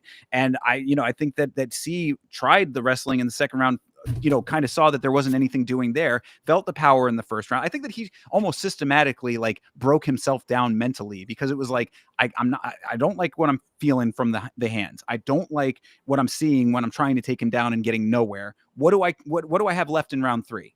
And yeah. that's just, I think he just devolved. That's just the note that I had. He devolved, by round 3, and then it just turned into a spar by round 3, because both guys were just poking each other with shots at that point. Yeah, I think I don't know. Alonzo Menafield is some dude that I'm praying can get up out of there, because I think Julius Walker should have been the prospect that took his spot. But I get on short notice, and you have somebody who's going against somebody who's ranked. You probably don't want that person to jump right into the rankings. But coming into this fight, Omar C, if he would have done what I expected him to do and has wrestled his ass off and just, I compare before this fight, I compared him to somebody like Miktabek Orabai. He's somebody who has relentless wrestling. If he doesn't get it, he's going to go back to the feet, and he's going to shoot again. And then he'll get you and he'll grab you and he'll stay on your back. But he just had none of that. And I think that's what's unfortunate, because we get to see Menafield skate by again. And I know he's just not there's a reason that he's plus 500. Like, it's because he's not that good. And Omar C should have had the game plan to win, but I don't know, just didn't. Yeah, well, I mean, I think that also we need to keep in mind that all of the great wrestling that we saw from C in the past was like against Tuco Tokos. You know what I Mhm. mean? So it's like you got to keep the opponent in perspective as well. Going in and trying to get Menafield to the ground was always going to be a big challenge. So he really should have started that a lot earlier and stuck to it, like you were saying. From round 1, just continuous smothering pressure, hopefully getting the takedown at some point. But even if not, yeah, the crowd is going to boo either way, because they were fucking going ape shit by the inactivity in round 2. But it's like, if they're going to be upset by a striking affair that's not really that exciting, or you doing at least a serviceable job of trying to get yourself towards something that could be an advantage, go for the thing that's going to get you towards an advantage, as opposed to going toe to toe ish, which he didn't even really do. Because like I said, he was not, I don't want to say scared, but he certainly did not like getting hit by Alonzo Menafield. Yeah, I can't explain this performance. This one was hurtful, because when you go into it, like, again, we talk about these lower market areas. France is it's a region that gets a lot of flack for a lot of different reasons, and a lot of it is unreasonable, and it's ignorant. But when you have somebody that you're rooting for, and you're putting the chips in somebody from that low market area, and they just don't perform, it's like you just get I don't know. The same things are going to be said, but I mean, you just can't even defend it at this point because like you can't say, well, he just walked down and got a W in the way that you said he wouldn't because nobody has done it before from France. Nobody's a grappler from France. But now I sit here and I say, well, fucking Nora Cornell can get a submission. Why can't fucking Omar C? Yeah. So Yeah, for sure. Hopefully Frez Zayam goes out there and pulls a sub off at some point, you know. yeah. Whatever. Anyway, so yeah, I mean, Alonzo Menifield pulls the upset off. You know, shout out to anybody who picked him because Umar C certainly killed a lot of parlays with that performance.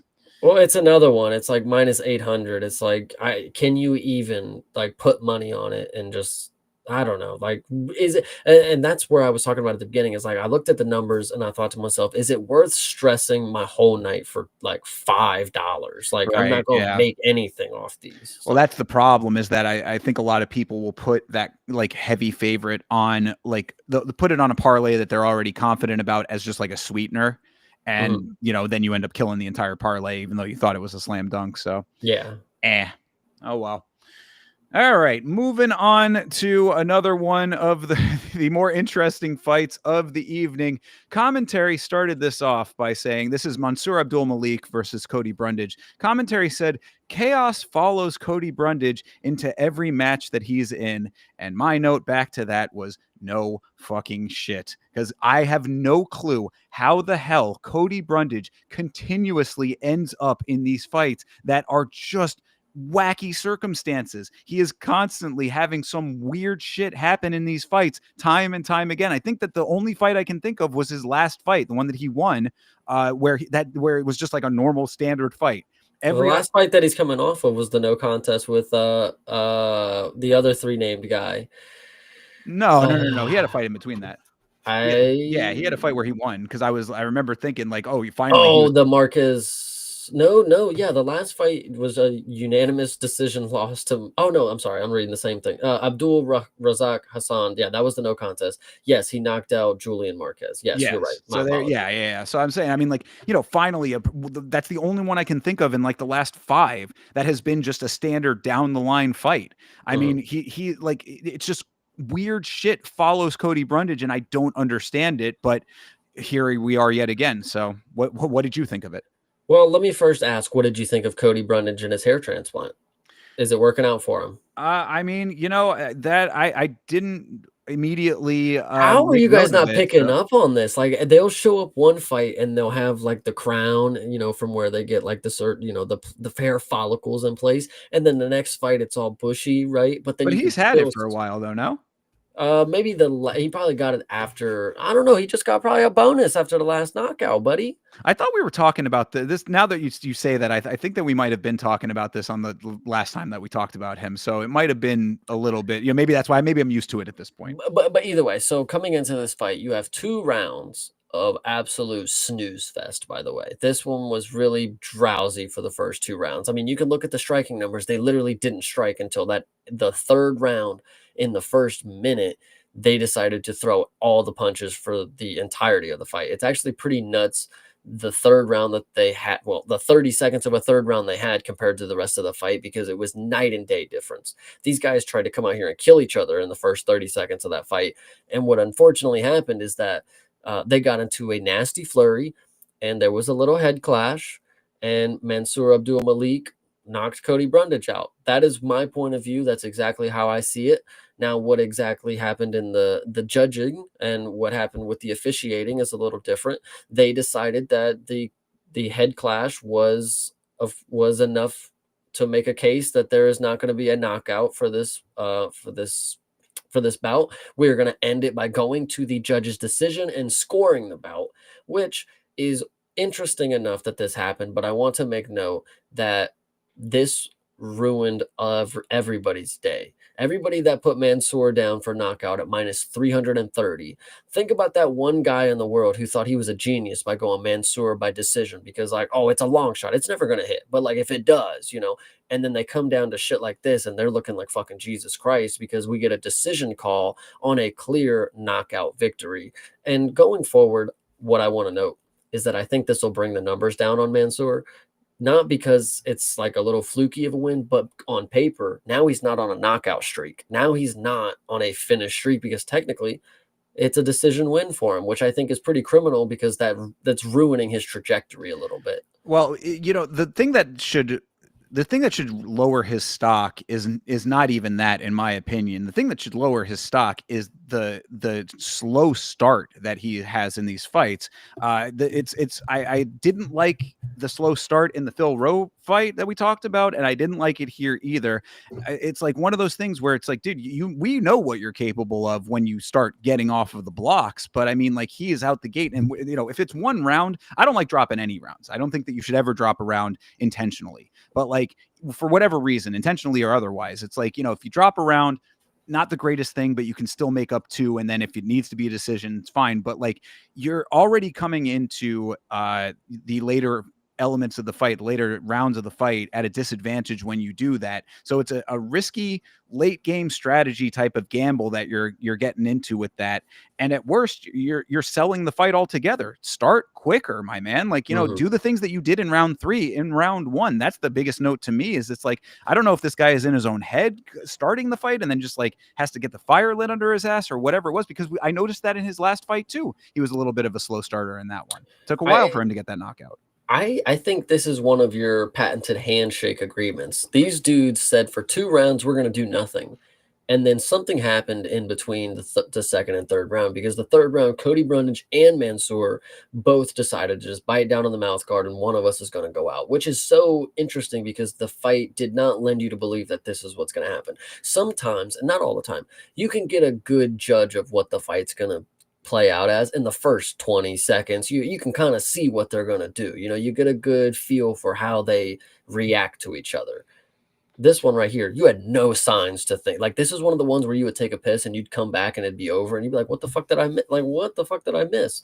But I think that if this was the first 30 seconds of the fight, which is I think how you should view it, don't be a hater. View this as a 30-second fight. That happened in the first round. They went at it. They went to war. And I would like to talk about the head clash because Cody Brundage is somebody who maybe he just has a frail skull or something because he does often have these DQ moments with head regarding incidences. The back of the head strikes with that Al Hassan, and then right here with the head clash. But in my opinion, and I do agree, head butting somebody and getting head butted, they're a little different, but they both were leaning in and throwing strikes. I don't think it was. I Nah, not on this I one, man. I'll tell you how this one went oh, down, though, okay. because what it was that uh, um, Abdul Malik here enters.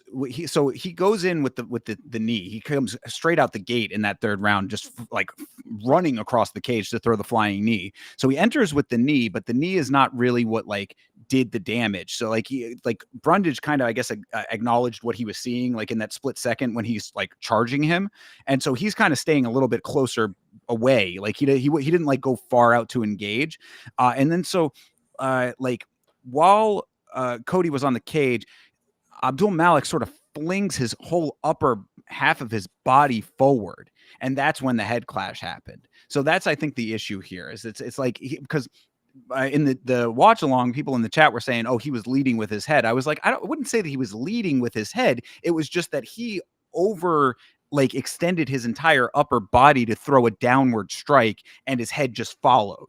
And in the positioning was just a little weird. So I really can't be too mad at Brundage about this because I mean it was a legitimate like bang on the head kind of deal. I think it also has to do with the stance. They were in opposite stances, and they were clashing heads. But the fight was, they were coming together and clashing heads more up until the end of it. It just happened to be this one that did the trick kind of deal. But Mansoor doesn't have the reputation of somebody who's a dirty fighter or doing something out of the ordinary. The unfortunate thing is Cody Brundage is somebody who has a reputation of embellishing and trying to sell things to get the fights to go a certain way. Do I think this is one of those cases? Probably not. But unfortunately, with the reputation that you have, it can only lead people to believe a certain amount of things. Yeah, I guess. I mean, I don't know. When it comes to Brundage with like being an actor over here, like I've never Four-time really Oscars, buddy. see, that's the thing though, is that I've never really considered him like in that same category as other people. Like the stuff with Al Hassan, like he did take a bunch to the Charles back of the went and head. I ate mean, that shit from Chandler, and he yeah, didn't cry one bit about it. it doesn't make So, it right though. I mean, either way, I hey, like you don't get a lot of right in this sport. So, fair. I don't know. I mean, I appreciate that Al Hassan. I mean, excuse me, that Abdul Malik like went in and like did turn up at that point. But like, you got to be more in control of yourself when you're going in the way that he was going in. He went in reckless. He was at fault. I mean, I can't, look, it is what it is. Cody Brundage aside, if he had done it to any other fighter, like imagine the toughest fighter that you can think of, it was the same situation. This would be a whole different conversation, I see head clashes all the time, and a lot of them just take the little nick and they shake it off. How many of them are coming full force all the way across the cage, though? I didn't really see it like that though. I thought they both were leaning in, swinging a big old hook, and your head. You got to have the head motion. What's your head just gonna stay? Like you can't throw. Whatever you want to say. Physicality. The human body can only do so many things, guys, and to throw the things that they were doing, your head's going to lean a little forward, especially if you're trying to reach him.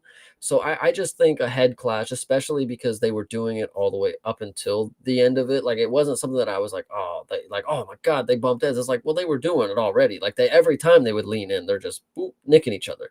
So I don't know. It's not like Malik is somebody that you're like, oh, this guy, like Michael Chandler, like, oh, he's gonna fucking hammer the back of his head, like he's gonna fucking shit like that. It's like, they both leaned in, they were going for the kill.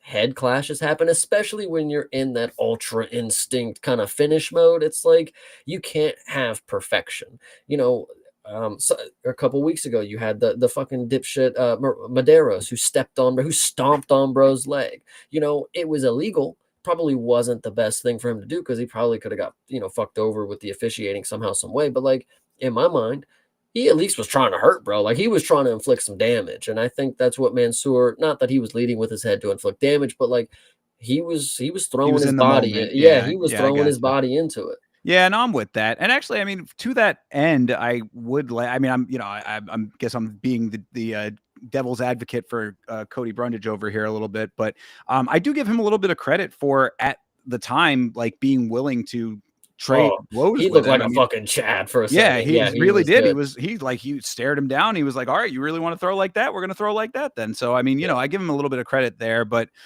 yeah, just an unfortunate way for this to end for Abdul Malik because, he had been on such a nice streak. Whether or not it lowers his stock as far as like on paper, I mean, I don't think that that He it was really is never going the to. highest touted prospect. I mean, middleweight is a little different because we don't have that many prospects showing up, but I don't think he was ever somebody that it's like eh, the Cody Brundage was not going to raise his stock unless he flatlined him in fucking 2 seconds kind of deal. Like I Yeah. don't know. Well, and so I always thought that he was a little bit better of a prospect, and I think he still could be. I want to see him start a little bit quicker is the big note. Obviously we shouldn't have to wait till round 3 for all of this stuff to start. But as you had mentioned, the illegal strike leads to the finish over halfway through the fight, so the fight ends up getting scored up to the point of the foul. That's how that ended up working there, and for that reason, Abdul Malik wins by a technical decision. As you said, that is very disappointing to anybody who had him by knockout. But another interesting note for this, just as a side piece to everything, was that Fitzgerald on the commentary was all turned around too, because he was describing the decision as if it was being made for only 2 rounds when all of the stuff that we were talking about took place in the 3rd round. So it was like, he's like, yeah, well, those 2 rounds, get scored up until that point, blah, blah, blah. And then he was like, oh no, excuse me. It was actually 3 rounds. My bad. And I was like, all right, you're just adding to the confusion of everything, already confusing situation, Yeah, I don't know. This was definitely interesting. I wanted to make a note that I have been meaning to make all night. I should have brought it up at the very beginning, so I'm sorry that I'm throwing it in now. Joe Martinez was the fucking commentator, like the announcer. Yeah. Yeah, What it about it? wasn't Bruce Buffer. Oh, well, yeah. I mean, Buff's not going to work every single event. He's got to. But we're in Atlanta though, and I thought it was kind of nice that or not was it not Atlanta, Yeah, was it? it was Atlanta. Yeah, Yeah. okay, yeah. give Joe something to do while we're not in the Apex for the next, 9 weeks or whatever. Bruce Buffer, I agree, he could take some time off, and it's nice to see Joe because I do like Joe Martinez. I think he brings a different vibe to it. Yeah, no, I agree. And he's also a very sharp dressed man, which I don't think he gets enough credit for because of the flourish and the all of the regalia that that Buffer brings with his Yeah. jackets and everything. But Martinez's strips is always really on point. So I agree. yeah. So happy So, for him. Happy for yeah, him to be there. absolutely. I did the last note that I have about this fight was that I did think it was hilarious that Abdul Malik in his post-fight interview said, "That's a good opponent right there. I don't care what anybody says." I know. Yikes. Yep, that shit was nuts. Yeah, he was swearing to everybody and everybody. Cody Brundage is a very good opponent, and I'm very happy to have faced him. It's like, brother, go lie somewhere else. But either way. Yeah, so weird situation there. Weirdness follows Cody Brundage yet again, but a win for Abdul Malik is a win, and he continues on his streak. So we'll see what they pair him up with next, and we'll see if he can actually come out the gate swinging a little bit more than in these previous two fights, because that's going to be the thing that I think if he's going to have a downfall, that's going to be a big part of it. Hell yeah, I agree. All right, speaking of not inexplicable at this point, but certainly monumental downfalls as far as careers go. Cody Garbrandt versus Hani Barcelos. Yeah, all right. Cody looked good out the gate. Boxing was sharp as expected. Did sting Barcelos, and instead of engaging after he had him hurt, decided to showboat. What a fucking idiot. He used the force. I don't know if you caught it. He like, and it was funny because the camera turned and like the cameraman like shook or whatever. Like right when it was actually a pretty funny that was moment. funny. Like, yeah, Cody like definitely had some aura right there. But it's hilarious that was the only moment that Cody Garbrandt had in this fight, because he did not a damn thing else for 2 other rounds. And the fact that this random jobber Hani Barcelos is somehow making his way through the fucking people that we know and love, it's starting to make me mad, because this is not some great fighter. Cody Garbrandt, you were at one time the pinnacle of the division, and now you are just going out here and looking sad. I don't know. Like, I hate to break it. Well, and that's I hate to have to beg to differ on the people we know and love. No, we know Cody Garbrandt, but no love is certainly an accurate nickname for him at this point, considering that he has had the spottiest career of all time. I mean, this dude has been all over the map as far as like wins, losses, everything else. I mean, he's so inconsistent, and this fight is a very an accurate portrayal of the exact reason that you cannot back the Cody Garbrandt horse. You're saying that Hani Barcelos is just some random jobber. I don't think that he really is that. I think he is exactly the type of guy who beats these people that deserve these losses. Peyton Talbot exposed the holes in his game. Cody Garbrandt just waited out the boxing. That's really all that happened here, because Cody, he showed some improved takedown defense, which I do appreciate, because that was his big downfall against Figueiredo. But Barcelos still able to get him down at the end of the first round, and then he lost steam. Cody did so early into the second round. I mean, the slowdown was so significant. The speed was not there. And when you take the speed away from the striking of Cody Garbrandt, there's nothing left. And that's what I think is really the unfortunate thing here. Yeah, I agree. This one was definitely a tough watch, because Cody Garbrandt has the X factor. There's going to be a moment where he flatlines somebody, and he could have had that moment in this if he would have just pressed on it. He could have got a finish in the first round, but he just doesn't have that anymore. He's just in it for the game now. It's not really because he wants to be the best. He doesn't have to go through Hani Barcelos to get to the top. It's like, I'm just in the UFC now. Like, that's just all that there is to it. Yeah, fair. I mean, Cody also like loses a lot of his technicality throughout the fight. Like, he deteriorates in quality, which, you would think that even if his speed like decreases a little bit, he would still be able to have the accuracy to maybe make up for it a little bit. But it's just like he really unravels in fights. And I mean, this is Cody without getting knocked out. Think about that. Cody Garbrandt is notorious, no chin, no love, no chin. He didn't get knocked out here. This is just him down the line going into a decision loss. And I think that should speak even farther volumes. It's not like he was in some kind of crazy firefight and other guy got the better of him. This was just an outclassing in the skills department.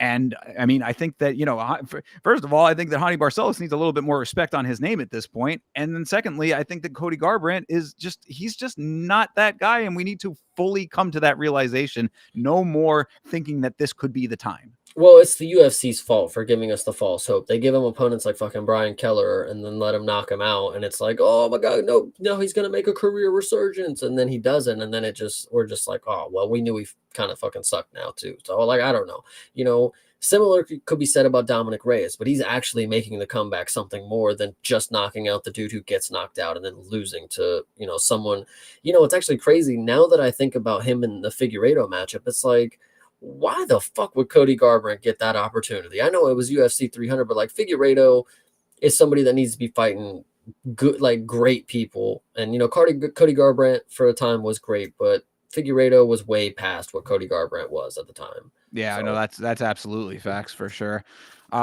There was also a weird moment in this fight. I don't know if you caught it when the graphics team fucked up entirely and the entire screen went black. So shout out to Adam Martin for getting a full screen tweet in this fight. Yeah. The whole screen was black and just his tweet was there. Yeah, they somebody messed up on the graphics, but yeah. Actually, it's Threads now, buddy. Oh yes, you're right. It is Threads, isn't it? All right. Well, shout out to Adam Martin on Threads then. Yeah, but either way, I mean, I didn't have too much else to say about this. I thought it was a solid performance for Barcelos. I thought it was a very not textbook. I think that he did need to get through a little bit of adversity. I think that Cody screwed himself up monumentally by not engaging when he had him hurt. That should really be another big takeaway from this. The fight IQ is also not there. He was choosing to really. Right. Yeah. Never really been there in the first place. But this is certainly more apparent when you've got a guy on his back and instead of engaging with him and finishing the fight, you decide to, like you said, use the force. He went into his samurai pose. Cody Garbrandt he just bothers me at this point really more than anything. And it's like every time I hear him saying, oh, best camp of all time, my improvements, this and that, I'm just like, all right, I got a new tattoo, everything that he's been talking about. Yeah. Take your sword eye tattoo and take it somewhere else. I can't believe that it's not right. Like it's not in the right spot. Like I can't believe they didn't get that right. Like out of all the places that you want to get a tattoo, you got to make sure that it is 100% on point. I don't know if he was closing his eyes and squinting when they did it, but it's just off center. And it's very noticeable because it is a very unique tattoo, of course. So people are going to notice it. It is on your face, brother. But you might have to get it. Do the Mike Tyson one. Just get it covered up. Do Tyson. I don't know. Yeah. See, something needs to happen there because what we were talking about on the watch along is that what he could do, since he is such a tattoo guy, is that you've got the sword going through the eye. You could tattoo a martini glass across the eye and then over the bulk of your face, and then you have a full dirty martini with the olive as the eye. That is idea. Okay. I like this. I think I can get behind the whole martini glass. Okay. Nice. Yeah. He seems like a martini guy anyways. Why would you want a martini on his face? Yeah. Well, again, you can do all of that very far away from an octagon, at least not in the UFC. We actually have to talk about it because we're talking about his tattoos. I don't know if you noticed it, and I don't know exactly what it is, but I am almost certain Cody Garbrandt has sideburns tattooed on. Oh yeah. He's got sideburn tats. Yeah, sure. Come down, little peak on the ends. Yes. Okay. Yeah. Oh yeah. Well, the whole thing apparently was that he got the sword because he was getting his armpit tattooed. Well, people would talk about that. They were talking about that during the fight too. They were like, man, that's an awkward spot to get a tattoo. And I was wondering, did I miss him, put his arms up or something? But I guess that is just talk of the town. Cody Garbrandt's got his armpit tattooed. Yeah. Well, I mean, the only time that you would really see it is when he was getting introduced. He put his arm up and, because I had said, I was like, why would you ever get your armpit tattooed? Who's ever going to see that? But then I was like, oh yeah, I guess he does raise his arm before fights. So, you get a little shot of it. What was it like? It's just a design. It's like it's like diamonds going out in a pattern. Okay. No offense to any tattoo people out there, but it's I do think that people get to a certain point with tattoos where it's the actual meaning kind of gets lost because they just like tattoos so much. He's definitely one of those guys. It's just throw ink anywhere and it can be whatever, and he'll just be good with it. Yeah, there's some people who they want generic tattoos, the spider webs or flames, a skull or something, an anchor. I'm a big fan of the anchor tattoo, guys. Don't get me wrong. But I mean, and all of them are cool if they have some connection to you or whatever. And even if they don't, it's like you can do it in a way that it's cool still. But like sometimes, like if you're a tattoo person, it's just you become like a coloring book, there's a classy way to have tattoos, guys. Come on, let's keep it neckline, sleeves. Come on, we're business professionals here. Let's keep it. Yeah, well, something like that. But either way, yeah, I was just very, very kicking myself for thinking that Cody Garbrandt might have turned a corner on this fight. Yeah. Back to the fight. Yeah, no, this one sucked. I had more fun talking about the tattoos just now. Yeah, exactly. So, anyway, decent win for Honey Barcelos, and that's about it, I suppose. Mm-hmm.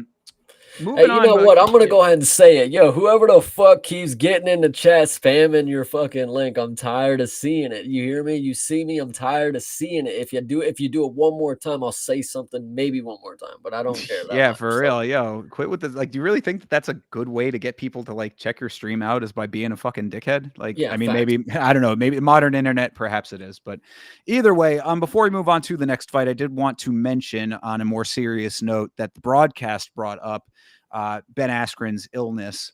And I had seen some rather disturbing news about that. So just wanted as a general note to say that apparently, and it's Chael Sonnen, so I don't know if it's 100% accurate or if it's something that he heard or whatever. Broadcast did not say this, but I had seen Chael say that apparently Ben Askren might need a lung transplant.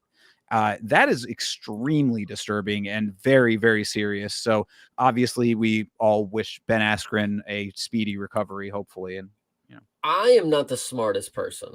Does a lung transplant mean it has to be a dead person that because you can't give up a lung, right? Like, can you live with one lung? Like, I believe you can, but it is very ill-advised. It would generally be coming from an organ donor. okay. Yeah, like I said, I think that there are like rare instances where a person can survive with a single lung and someone can donate. I think, again, I'm not an expert on this either, but I believe that is the case. But optimally, you would want an organ donor, and that would generally be a deceased person.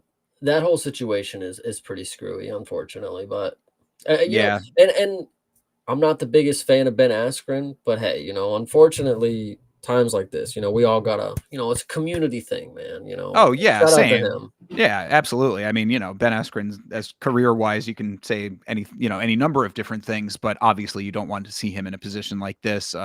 Pneumonia is no joke with staphylococcal pneumonia type of situation, which is what it seems like he has in a very aggressive form of it. So, yeah, hopefully we actually get some like solid news, like when the recovery happens. Obviously, we're being positive. The family reaches out and says like, Ben's good kind of deal. Because right now we are just getting mixed kind of information. We got fucking Chael and DC. We got the two tough, coaches over here getting the news. Like, I don't know.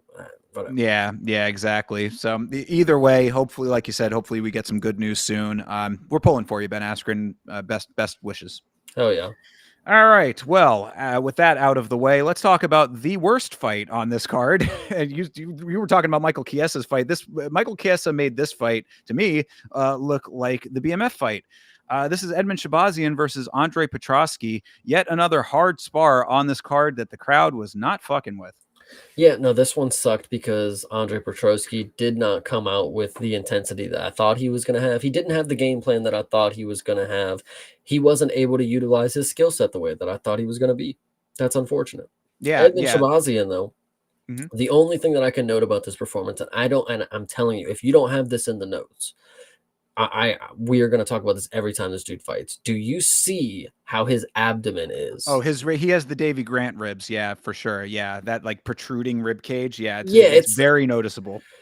It is like almost disturbing to see. Like, you look at it and you're like, is he hurt? Like, is that like a hernia or something? Like, in my opinion, you should target that area. It might hurt. but like, yo, it looks like it would hurt him if you punch the shit out of it. Oh yeah, So no, literally said that on the broadcast. Like, targeting that the rib cage on both sides looks like it would be extremely painful because yeah, it is very noticeable that he's got those protruding lower ribs there. And yeah, again, the only other person I can readily think of that has that to that extent is Davy Grant. Yeah, no, it's unfortunate. But either way, this fight was super boring. Edmund Shabazian is supposed to be some killer in the first round. I could have told you that he was not going to finish Andre, which um, fortunately, he didn't finish him because in the third round it got close, and we'll talk about that here in a second. But 3 rounds of this where it was just boring kickboxing. Andre was not able to get the grappling where he wanted it to be, and his striking is just not the greatest. And these dudes really just didn't want to commit to firing at each other. I think that was the main thing. Yeah, no, that absolutely it is. I mean, neither guy wanted to make this dirty. They didn't want to mix it up in any meaningful way, and Petrosky wouldn't close the distance to get the takedowns initiated. So Mhm. Shabazian just landed shots from range. I mean, it was pretty like standard as far as like if that's going to be the dynamics, this is the outcome that you're going to get.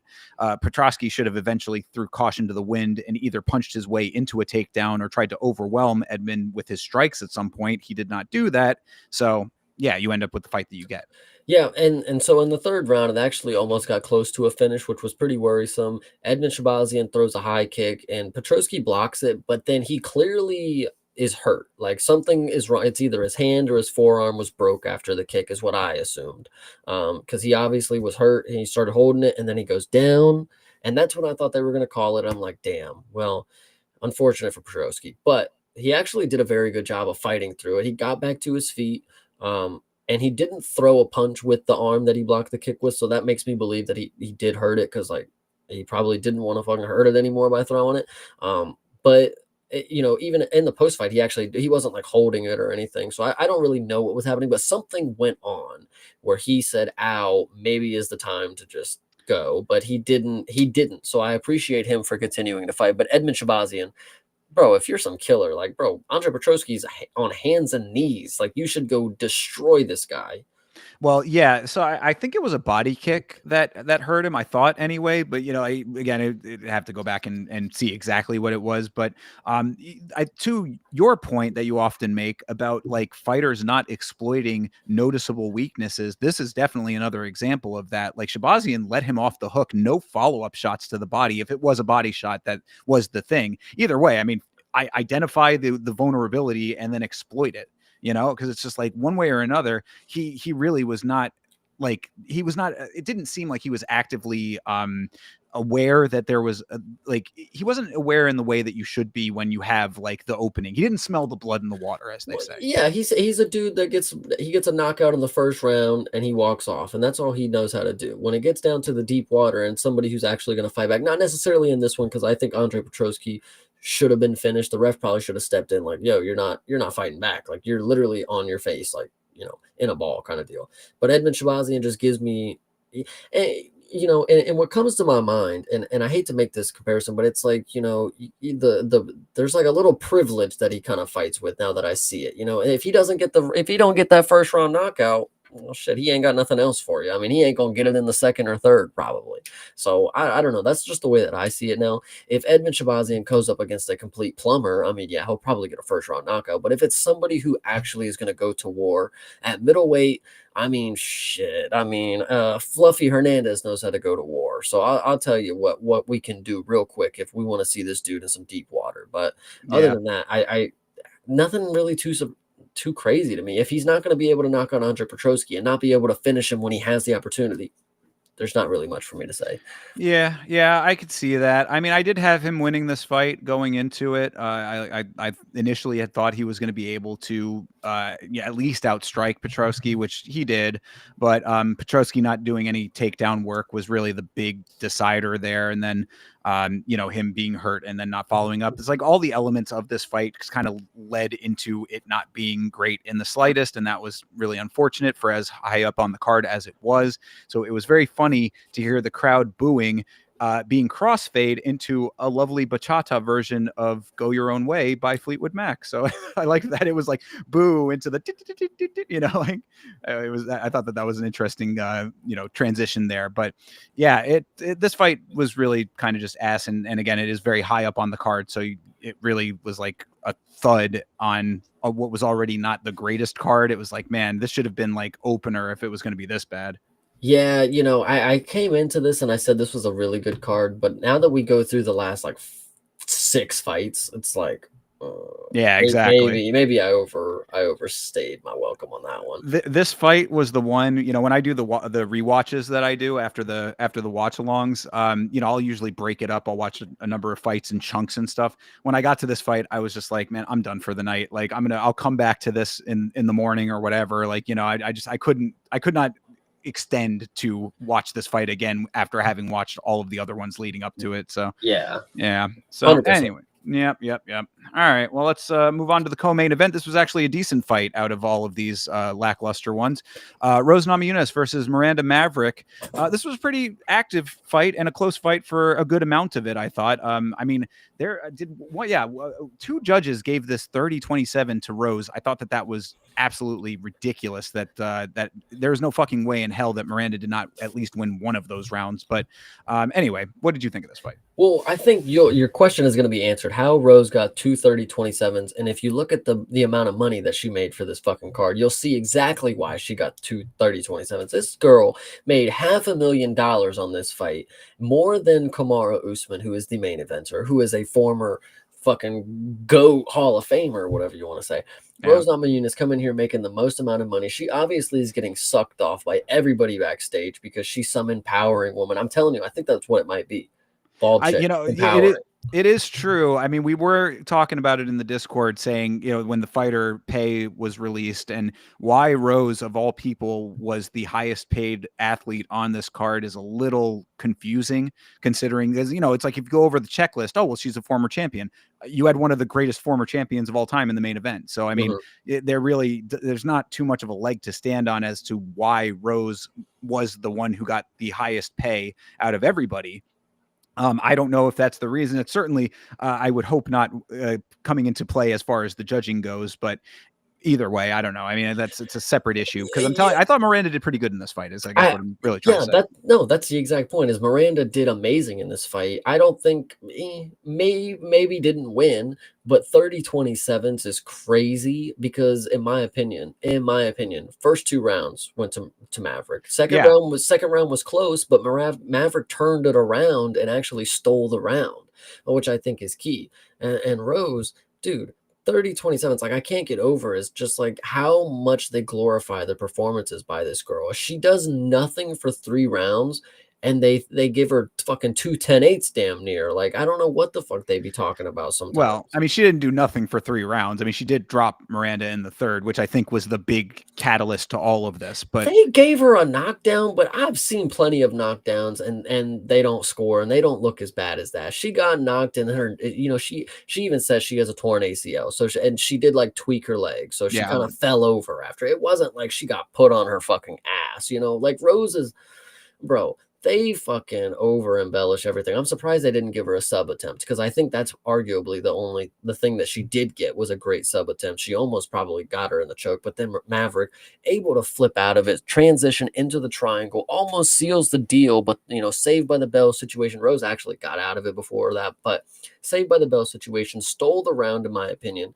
Third round, sure, you can give it to Rose, but like, bro, for somebody who lands 46 strikes in a fight, and we've seen this a lot, how the fuck do you get a unanimous decision? Like, I mean, I'm just serious. Like, if you don't outstrike your opponent by 25-50, how can you say that you convincingly won 3 rounds? Like, seriously, I don't know. No, yeah, there's no way. There's no way. I mean, it was like you said, second round was close.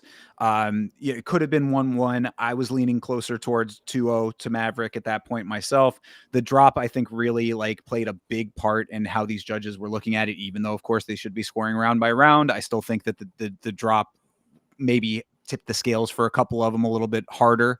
But yeah, this was some ridiculous judging as far as not. I mean, one judge at least gave her the one round that she should have gotten. I mean, the first round, both the first and the second were close-ish, but like I thought that Miranda was moving really nicely. Both of them were advancing and landing shots, but Miranda just had a little bit of an edge in a couple of those instances. And I mean, and then like you said, she almost got that head and arm that was really close for a minute there. So it's very baffling to me how anybody would say, "Oh yeah, Rose smoked her through 3." That's ridiculous. Yeah, no, Miranda was definitely landing the better strikes when it was in the stand-up, and in the grappling, Rose did do the control time, but she didn't have the effectiveness. Miranda didn't need 6.5 minutes of control time to get the deepest sub of the matchup, to make it the deepest water that we've seen.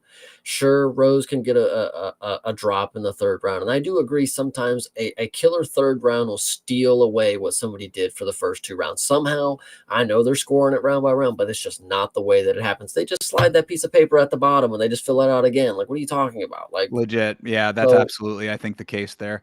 Yeah. So yeah, I mean, really not too much else to say about it. It was a pretty spirited exchange, I would say. I liked this fight. Miranda coming in on a nice win streak, so that is unfortunately derailed for her. And Rose just stays being Rose. She's talking about it in her post-fight, I think with Charlie Arnold, backstage interview kind of thing, saying, I had my reservations, my nerves and this and that, like everything else. And it's just like goes right back to the same criticism that I always have about Rose. It's too hard to back Rose based on the knowledge of the fragility of her mental state. So, you got good version of Rose in this fight to an extent, at least. I mean, still very competitive, but going forward, it's too risky of an endeavor to really be on like the Rose re-hype train, No, I mean, we're never getting back on that. I mean, I'm tired of seeing it because Rose, sure at the time, but as of right now, I mean, I'm not seeing somebody that needs to be pushed into the spotlight as much as Rose is. Like, this is not somebody. Listen, this ain't no Melissa Mullins, guys. But I can make my jokes, but still, you can make names and make cases for people who are hotter prospects that deserve to be in the moment. Miranda Maverick deserved to have this win because she was on a win streak. She was doing pretty good. To get robbed here is pretty bad. So I don't know. Yeah, it's unfortunate because it does feel like it should have been the stocks going in different directions with this fight, but now Rose just continues to sort of swirl around in the conversation in her new weight class. Miranda, is going to have to work a little bit harder, which is unfortunate. And they wonder why the fans are talking about the divisions being stale, is because we can't have a good cycle of movement through them. Because, like, bro, 30-27 is just downright ridiculous. Like, yeah. I really can't believe it. No, I agree completely. So whether or not you thought that Rose won the fight, with 2 rounds, maybe I'll give you an argument that there might have been 2 rounds possibly for her if you go point by point. But in the moment, it definitely felt like Miranda was up 2. And then that 3rd round, she got dropped and that changed everything. So either way, that is what the judges had to say. And, if you don't finish the fight, this is what you get, I suppose. Yeah. All right, moving on to the main event of the evening, Kamaru Usman versus Joaquin Buckley. I guess those knees aren't so bad after all. I felt like in that post-fight interview, he was talking directly to me, saying that, everybody online likes to talk about my knees. Well, shut the fuck up because I can still do what I do. I suppose that he can, but also that goes hand in hand with the fact that Joaquin Buckley has 0 takedown defense and ability to get back to his feet. Yeah, that Joaquin Buckley kid is just not what we thought he was. And I actually was, I don't know, I won't say that I'm the originator of saying that I'm on the Buckley hype train. I'm not somebody who's a diehard Buckley fan, but I will admit that I did start to believe in him after I've seen the performances that he's put on. I will agree that this was in place for him to have a good stepping stone in his career, keep building the resume of great fighters that he could just walk through to get to the championship spot. It did feel like he was a UFC product in that manner. Mm-hmm. Unfortunately, we were all duped once again. I don't know what the problem was. Joaquin Buckley, it seemed like the first round he laid there and he got up with a good mentality, like, oh yeah, now you're going to be tired. Like, now we're ready to go. Second round did the exact same thing. Got up with a mentality like, oh, now we're still ready to go. We're still ready to go. Never really got out of that mentality. And then, I want to make this point.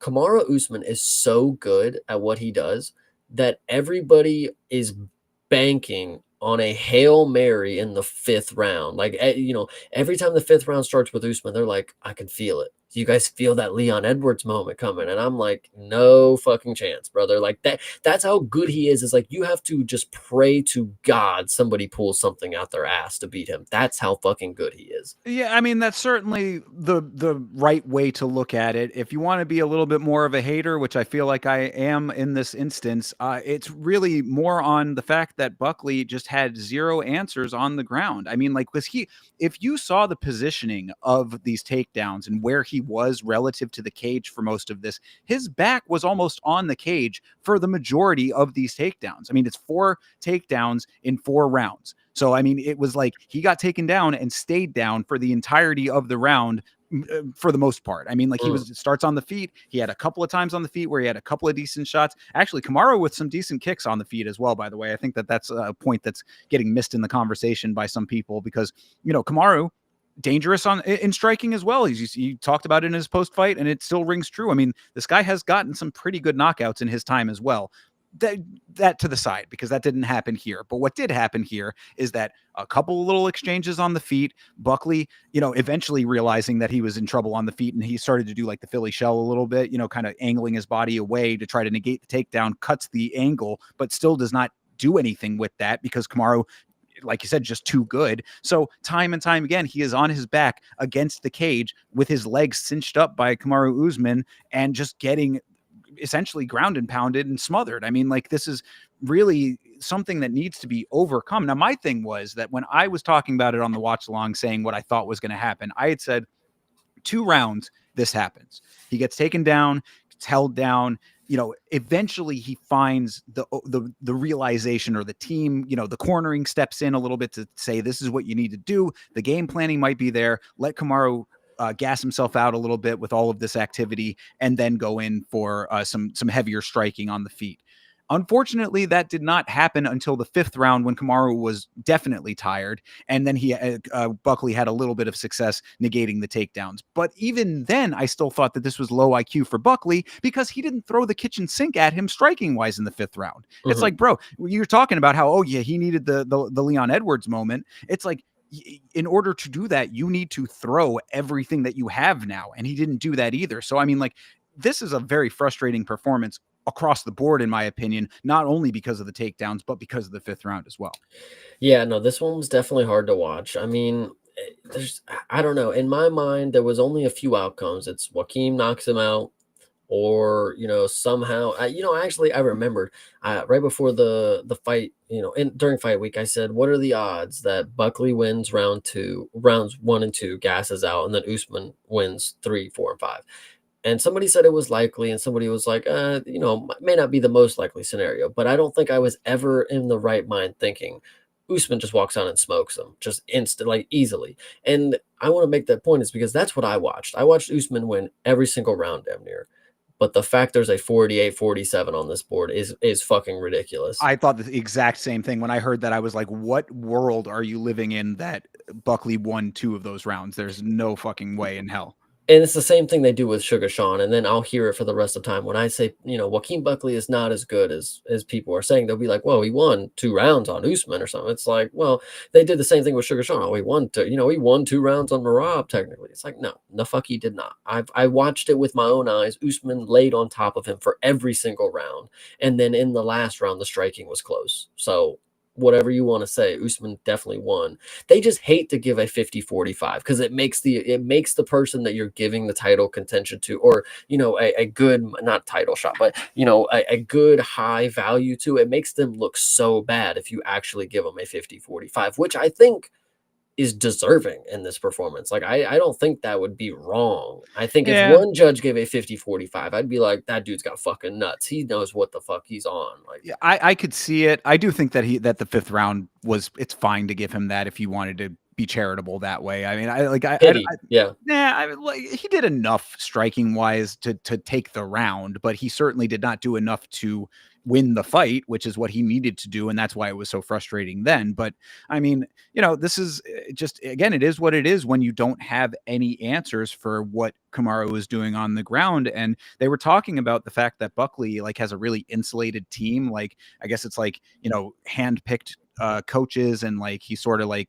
not part of a larger system. He might want to start thinking about branching out a little bit. I mean, I don't want to disrespect his team directly, but like, dude, if this is what your ground game is looking like, you need to get a ground game specialist on board immediately. I mean, and now granted, we have to look at it from the other side too, because Kamaru Usman is just the man. I mean, like, He when it is. comes to the ground game stuff, how can you deny it? Like, the thing that I saw in Kamaru that was the flex of the old greatness that he obviously still has, is that he is so nice in staying active on the ground and continuing control through the bodily motions of his opponent. Like, anytime that Buckley was posturing up on one hand, he had an answer for that. If the legs were kicking out, he had an answer for that. If he was turning his body, he would turn his body the other way, had an answer there too. So it's like you are up against somebody who is doing this in his sleep at this point. I mean, like, Kamaru Usman can go out and do a performance like that all day long when it comes to the ground game. So if you're not going to be able to do it in the 5th round like you needed to, and you have no answers for 4 rounds on the ground, something needs to change for you, Joaquin. I hate to break it to you.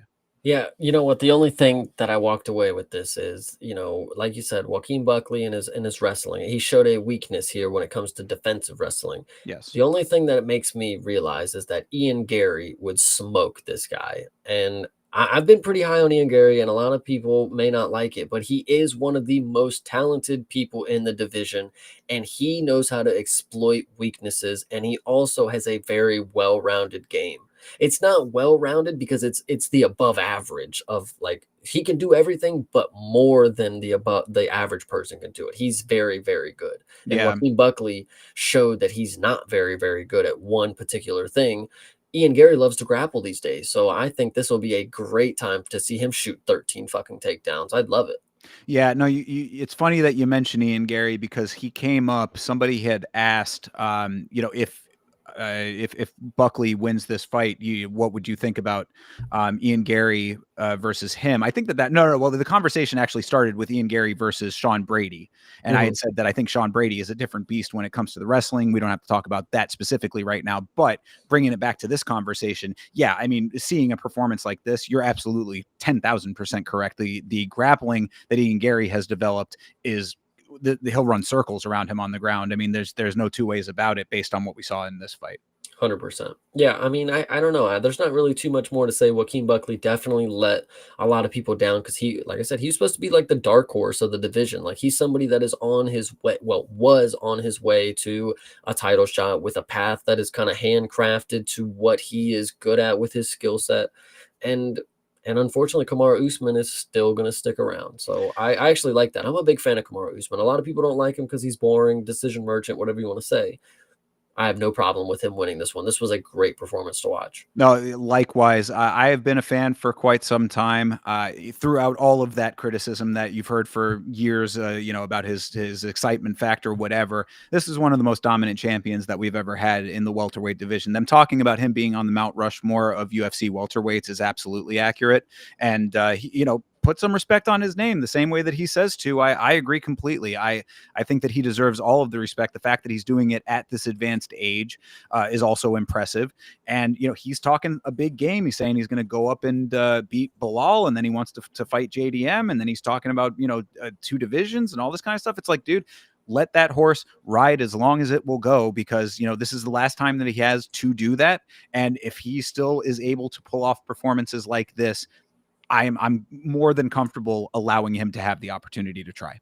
Yep, I agree. This was great. Yeah, really, really nice. I do think that it was great that he was able to get the monkey off of his back, which he said several times in his post-fight interview. For some reason, that phrase kept coming up over and over again. And then I last note that I have about Kamaru in the post-fight was that Kamaru's tough talk always sounds like the young kid who's hanging out with the older kids and has to be overly tough so that he can show the older kids that he can hang too. You know, he's always like, yeah, I'm the man. I'm the man. Yeah, Like, yeah. we know, Kamaru, you're the man. Yeah, So, no, that's actually pretty funny. Yeah, no, Kamaru Usman, I would love to see somewhat of a title run if it's possible, but that the aspirations that he laid out are a little far-fetched for what we see. I mean, you don't necessarily have I'm trying to think of the way to say it. Like, you're not somebody with the star power that can call the shots to go get a title shot and then double champ. So, like Kamaru Usman, Rose Namajunas just made more money than you on this card. So I think I don't know. You might want to work on one belt, and then we'll see. We'll see where we go from there. absolutely, but the fact is that he deserves to be able to do that. I agree. I think he should be one of the people. You know, we got fucking Michael Chiesa being able to fight until he's 90, but Kamaru Usman can't say I want one more title shot after I win 2 more fights or something. Like, dude, he's one of the greatest of all time. Like it's if you are in the position where you've put the sport in a different playing field, and I know Kamaru Usman, again, I already said that he's not the biggest name and he's not going to be able to pull these shots, but he should be able to, because what he's done for the sport, who he was for the sport, I think is pretty crucial, and he should be able to have a title shot if he wants here soon. Yeah, yeah. Depending on who's there, I mean, I would obviously love to see it. If it's somebody, if fucking Islam wins it, Kamaru, go for it. I don't give a shit. Yeah, no, you're absolutely right. I mean, it's a good point to acknowledge that, like, Kamaru Usman has spanned generations in this game now. I mean, like, he has been there through the ushering in of a new generation of the top 10. So it's like he is the kind of the holdout in that way. You know, if he's able to still do this, then yeah, you give that guy the respect that he deserves. And yeah, maybe one more win in a title shot. I think it's fine. Yeah, I agree. Especially, I mean, we have always said that this division is very stacked, very Wild West things going on, but there's a lot of injuries that go on. There's a lot of different keys that can be in place. And you have to remember, Kamaru Usman will take a fight on days' notice against a scary, scary dude. So I don't think it's out of the realm to see anything. I don't know. This dude's got it. Let me think. So I wanted to double check. Yeah, he's 5th ranked. Anything. Oh fuck! He needs to jump over Leon. The rankings need to be updated. Either way, I think it's possible. I think it's possible. I absolutely do. And apparently those knees are indeed holding up. So maybe that's been a little overblown. It seems. I think they still probably hurt him. Knee stuff. I mean, being an athlete and expecting your joints not to fucking hurt. Like, I don't know. It probably hurts a lot. Yeah, no, I agree. There's definitely something there, but either way, I mean, if they're good enough and he's doing this, then give the guy what he wants. Yeah. All right, so that is UFC Fight Night, Usman versus Buckley. After talking it through, Chase, your final thoughts? It wasn't as good as I remember. I actually don't even think I had a great time. Like some of the fights, yes, were awesome, but like there was a stretch. Those 6 fights, even the co-main was all right, but then the main event. This wasn't the greatest card, but it was definitely a card that we'll remember because of some stupid performances and some goofiness on top of that. So yeah, I agree. Definitely among the lower caliber, I would say, in recent memory, but a couple of good performances stand out. Got to keep Jose Ochoa in mind for sure. Oh yeah. And of course, Malcolm Wellmaker. Yeah, most definitely. Yeah. So it's like we're saying, I mean, standout performances, a couple of things to take away that are positive. Yeah. And some that are negative. Bellato should be cut. Yeah. Yeah. Well, we'll see what ends up happening with all of that. But before that ends up coming to fruition, we've got coming up this week, UFC Baku in Azerbaijan. First time going over to Azerbaijan, and the event is Jamal Hill versus Khalil Rountree. So before we get into these fights, I did hear an interesting question, and I don't, we don't get political on this show very often, and we're going to not do that now. But is there any concern, being that there has been some turmoil in Iran, which is a neighbor of Azerbaijan, about this event being safe? I mean, there's some interesting things going on in that region of the world, and this event's not taking place too far from him. I agree. It's definitely not the ideal location, and I think somebody made a good point because I don't know what politics do and why people, obviously you don't want to be going to a country if there's things going on, but like people do have to fly into these places, and it's like, well, they don't want to be flying near the places that are, doing things like this. Right. So, but in my opinion, I think everybody that's on this card, they've been here for weeks. I think they've been here for a week or two and they're already there and there's no backing out now. Like it's 1 week from the card. Like we've already flown here. It's not, it's not ideal to fly in. Yeah. It's probably not ideal to fly out either. So it's just, you got to go for it now. So Yeah, yeah. I just hope that that all works out, without any hitches there. So, yeah. just wanted to acknowledge that because of what's going on. But either way, as far as fights go, Jamal Hill, Khalil Rountree, what are you thinking in this one? Jamal Hill, I know a lot of people don't agree with me when I say this, but in his last performance against Yuri, I think Jamal Hill made me like actually see like what his skill set is and that there is some potential there. Like he is dangerous and he did not necessarily put Yuri on the level that Yuri put him, but like I at least in that fight thought, oh man, if Yuri does something really goofy, like Jamal might be able to catch him. And if he does, it's questionable what happened. So I think the danger element has risen for Jamal Hill, in my opinion. But Khalil Rountree, I mean, this dude's a fucking animal, guys. What can you say? This dude, he's got permanent scar damage from Alex Pereira, and he's ready to go fucking to war with him again, probably. So I don't know. Yeah, no, I mean, Khalil Rountree showed such a tremendous. I take it even a step back. I was going to say he showed tremendous improvement in his fight with Pereira, but I think that you take it even farther back. He has shown improvement time over time at this point. Like he is one of those guys because I had a lot of different opinions about him. Like you can go back to even earlier episodes of this very show where I was saying like there's just a weird cloud that hangs around him. I think that my thoughts have changed on him, and a lot of it has been just watching him progress up because I was a vocal opponent of him getting that shot against Alex Pereira. I thought that Mhm. it was a huge jump from ranking wise. I think he was like 10 or 11 or something like that. It was like it was, or maybe 7. It was just a very large leap that he was going over a lot of different people to get that shot, and I was like, there's no way that this guy deserves it. He went out there and put on a performance that was memorable and impressive against a killer. Yeah. So, I mean, I think that Khalil Rountree has really leveled up and rounded out his game in a way that is very impressive. And I think that he is a dude who is going to fight until there is nothing left in the tank. And Jamal is one of those guys too, though. Like they're cut from a similar cloth in that way. Jamal's a tough guy. Like Mhm. he really is. He's going to fight until the end also. So this is going to be like they have the odds are very close in this fight. I think that that's warranted. I'm going to give a slight edge to Khalil just off of what my gut is telling me, but it would not in the slightest surprise me if Jamal is able to pull this off. Yeah, Vegas is pretty unsure. I think the line will be even by the time this fight starts. I would like to get Khalil at that money though.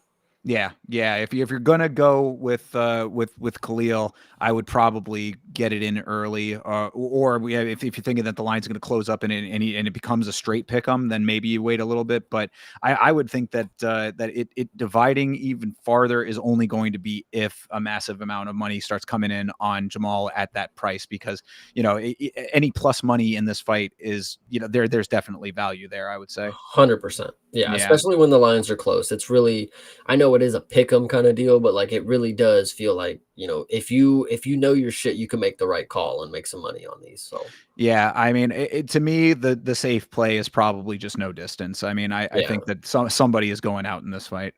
Yeah, 100%. Yeah, for sure. So well, I mean, I guess did you say final call? You going I'm with taking Khalil. Sagan Khalil? All right, there we go. All right, moving on to the co-main, Rafael Fiziev coming back again against Ignacio Bahamondes. I love this fight. I think that this is a really, really fun potential matchup in the making here. Clash of styles. Styles makes fights kind of situation here. Yeah, I think it's unfortunate for Fiziev because I do really like him and I think he's very interesting. He has a pretty unique style and I like the way that he fights. and he is a dog. It's unfortunate that this is a matchup where he has so many disadvantages that he's going to have to overcome. And we already saw him with Justin Gaethje, someone who's kind of similar in size, and it is a different style in the striking, but he still was not able to overcome that. And Justin Gaethje is obviously a high level player, but he's someone on the way out. You would expect somebody who's going to be a top level guy to be able to get past Justin Gaethje at this point in his career. Ignacio Bahamundes, he's got size, he's got skill, he's got speed. This is just a tough one to take Fiziev, and I really like Fiziev, but I think the line being close on this again. I mean, if you know your shit, you should be able to catch the momentum that's with Ignacio here.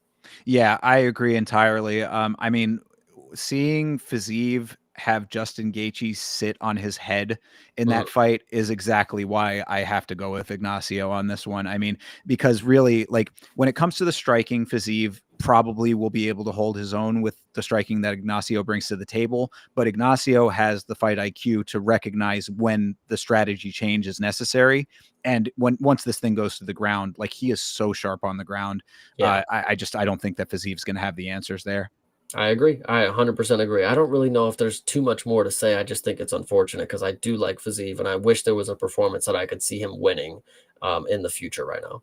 Yeah, same. I mean, I agree 100% on that as well. I mean, Fiziev is a fun fighter to watch. He's definitely a dude who will put it all on the line. I mean, those images of him from the first Gaethje fight will always stick in my mind. The eye swollen shut and just all kinds of gore.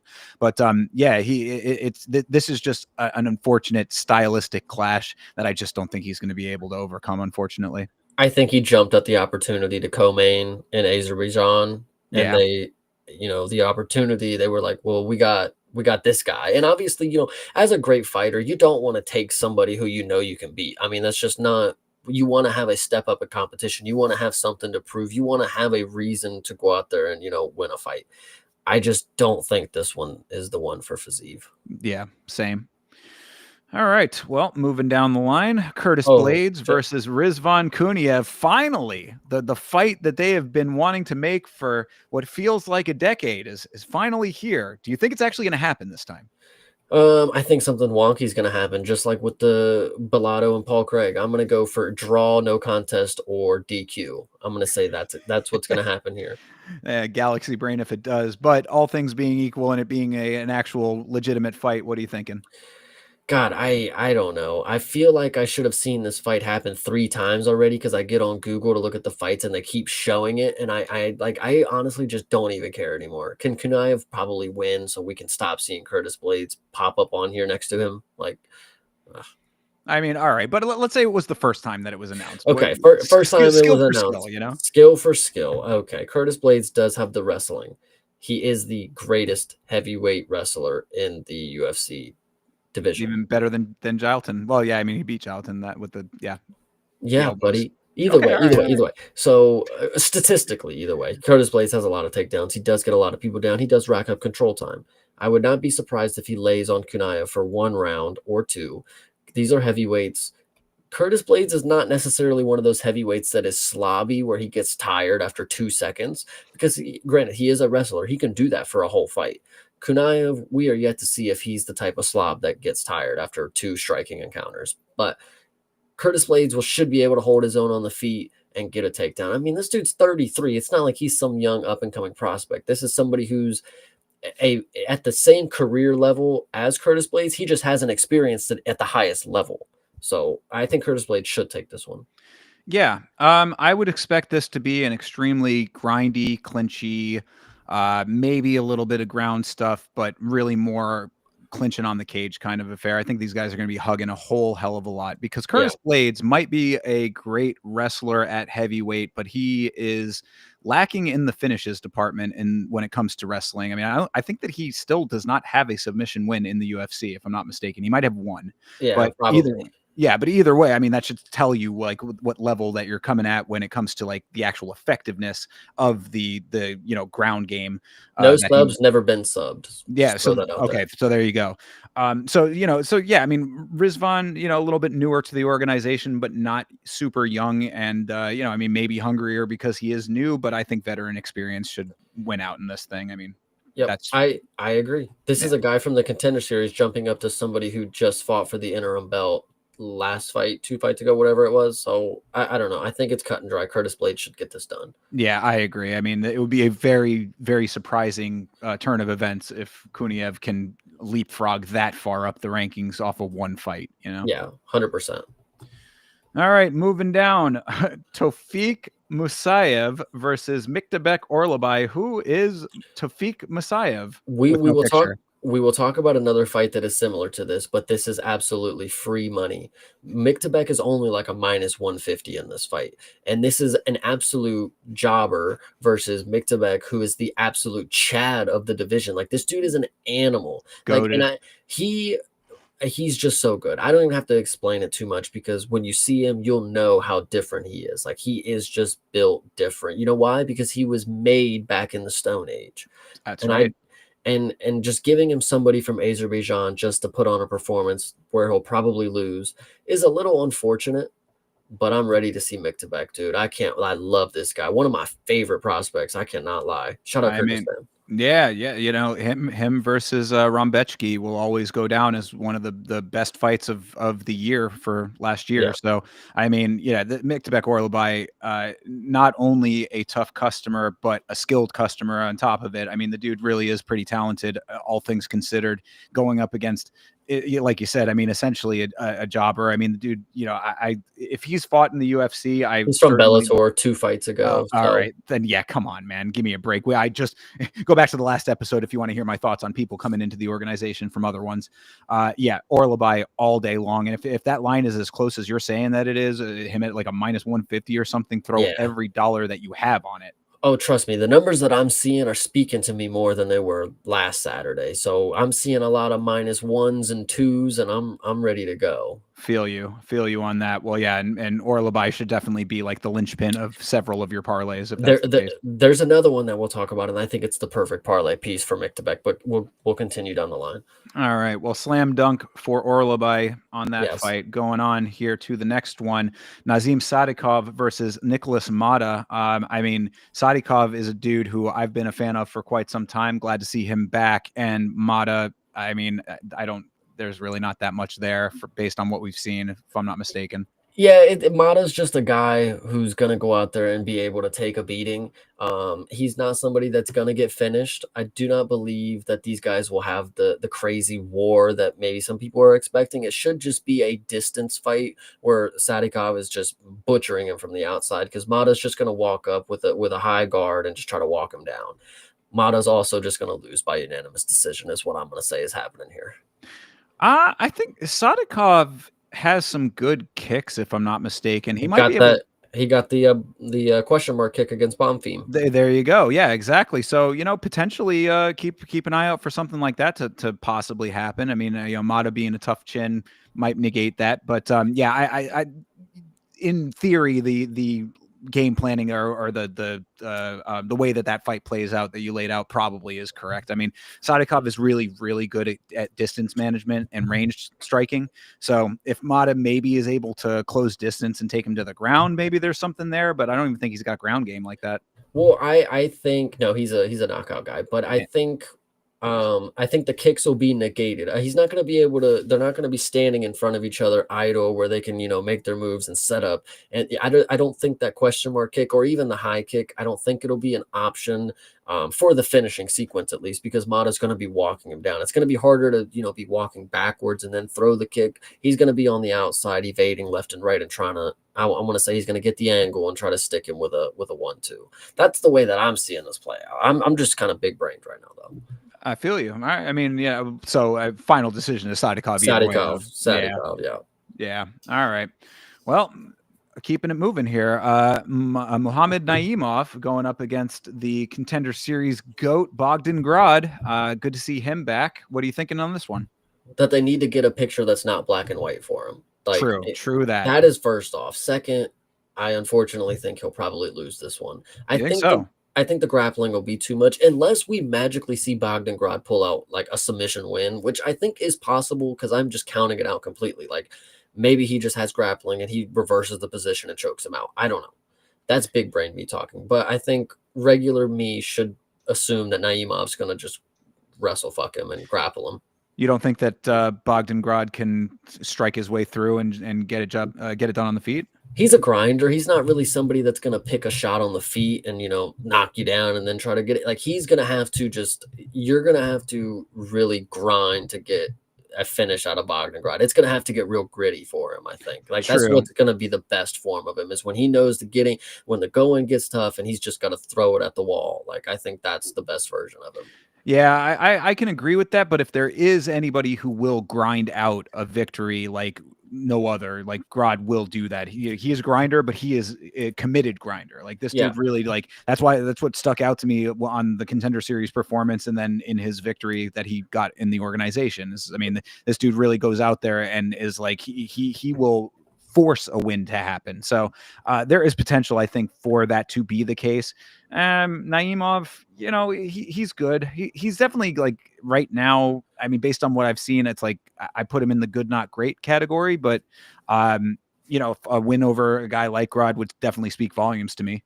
Yeah, so we'll definitely see. I mean, it is on the main card, so obviously Dana White is knowing that this should be a gritty, grindy kind of war, especially because what we saw with Bogdangrad in his debut is even when he's getting grappled, he's able to make a way out of it and actually go for the finish. I think what we're expecting from this is to have that on edge feeling. It's like anytime Naimov is going to grapple him, there's that split moment that Bogdangrad could just burst out and just flip and get on top. I mean, you got to remember, these are featherweights. These aren't, the smallest of the guys, but we can still see some decent scrambles when it comes to this division. Yeah, for sure. So yeah, I mean, Naimov taking the win does not scream like out of like the realm of reality kind of thing, but I wouldn't count Grod completely out. I think as far as the dogs I've currently seen on this card so far, like he would be among the higher ranked dogs to me. I would say Naimov's going to win. It's going to be by decision. I just don't know if I think he's going to get all three judges or if it'll be a split. I feel like it might be a split because some people are going to be mad that Bogdangrad didn't steal it, but we'll see. Yeah, I could see that being the case. So, all right, Naimov taking the win doesn't sound too wrong to me, at least in the moment. All right, moving on to Seokyoung Ko versus Oban Elliott. This fight went through several permutations and got rescheduled here. So this is kind of anticipated based on the fact that we were supposed to see both these guys fight different people in the past, and now they're fighting each other. Yeah, these are both decision merchants. Not really anything too exciting. Oban Elliott, didn't you just get a knockout? He's got one knockout in the organization. Yeah. All right. Okay. So you don't think he's going to be able to do it against Seokyoung Ho? Probably not. I mean, he's riding off of a knockout. People are going to be expecting like, oh, Oban's finally figured it out. He's not pillow fisted anymore. He'll really sit down and throw. But like, he's a counter striker. He plays the outside. He got a knockout and it was nice, but it was also perfect placement of a dude's face right where his fucking hands are. I don't know too much about Seokyoung Ko, but Oban Elliott, I do know he loves his decisions. So I might have to just ride with this with the numbers on this one. So you're taking him by decision? By decision, yeah. Yeah, I Point mean, strike him all the way to the fucking bell. true. Oban Elliott, a product of the Contender Series. Ko just coming off of the Contender Series. It's always very difficult to massively back anybody coming in directly from the Contender Series, right? Because I don't think he hasn't had a fight in the organization yet. I'm pretty sure. I think this should be his debut. Yeah. So for that reason alone, I will side with Elliott. And I mean, potentially it could be a banger. I'm hoping that that's the case. I mean, if both these guys can come out here and power strike a little bit, that make it something interesting. It is the featured bout, so you would hope that they have something good in store for us, that they're expecting some real firefights. What I actually think that they're probably riding on the hype of that both of these dudes pulled out of their fights and they were willing to they want to fight each other. Like, I'll fight the dude that just pulled out. Like, that's how bad I want to be in the cage. That's how bad I want to put a performance on. So maybe they're expecting some good things, considering that these are two dudes that weren't really supposed to fight each other, but then they do want to fight each other. So that could, maybe something comes of it. Yeah, I mean, well, to be clear, neither of them pulled out of their fight. There was like visa issues and other extenuating circumstances that stopped those fights from happening. But yeah, I understand the point though, is that yeah, Yeah. these guys are both actively wanting to fight. Oban Elliott is trying to make himself into a bit of a character. You know, he's got the whole WWE persona thing that he likes to try to pull off. And Hmm. I mean, whether it's working or not, that's up to you to decide. But he's trying to become a bit more of a name. So I think he wants to stay active. And you know, a win like this over a guy coming in fresh off the Contender Series doesn't scream to me as something that's outside the realm of possibility either. So yeah, Yeah. I think Oban Elliott getting the job done sounds correct to me, at least on paper. Yeah. Hell yeah. All right, Ismail Nardiev versus Jun Young Park, the Iron Turtle. What are you thinking here? I think the Iron Turtle. I had a lot of hope for him because he does have like that Mick to Beck kind of interesting aura about him.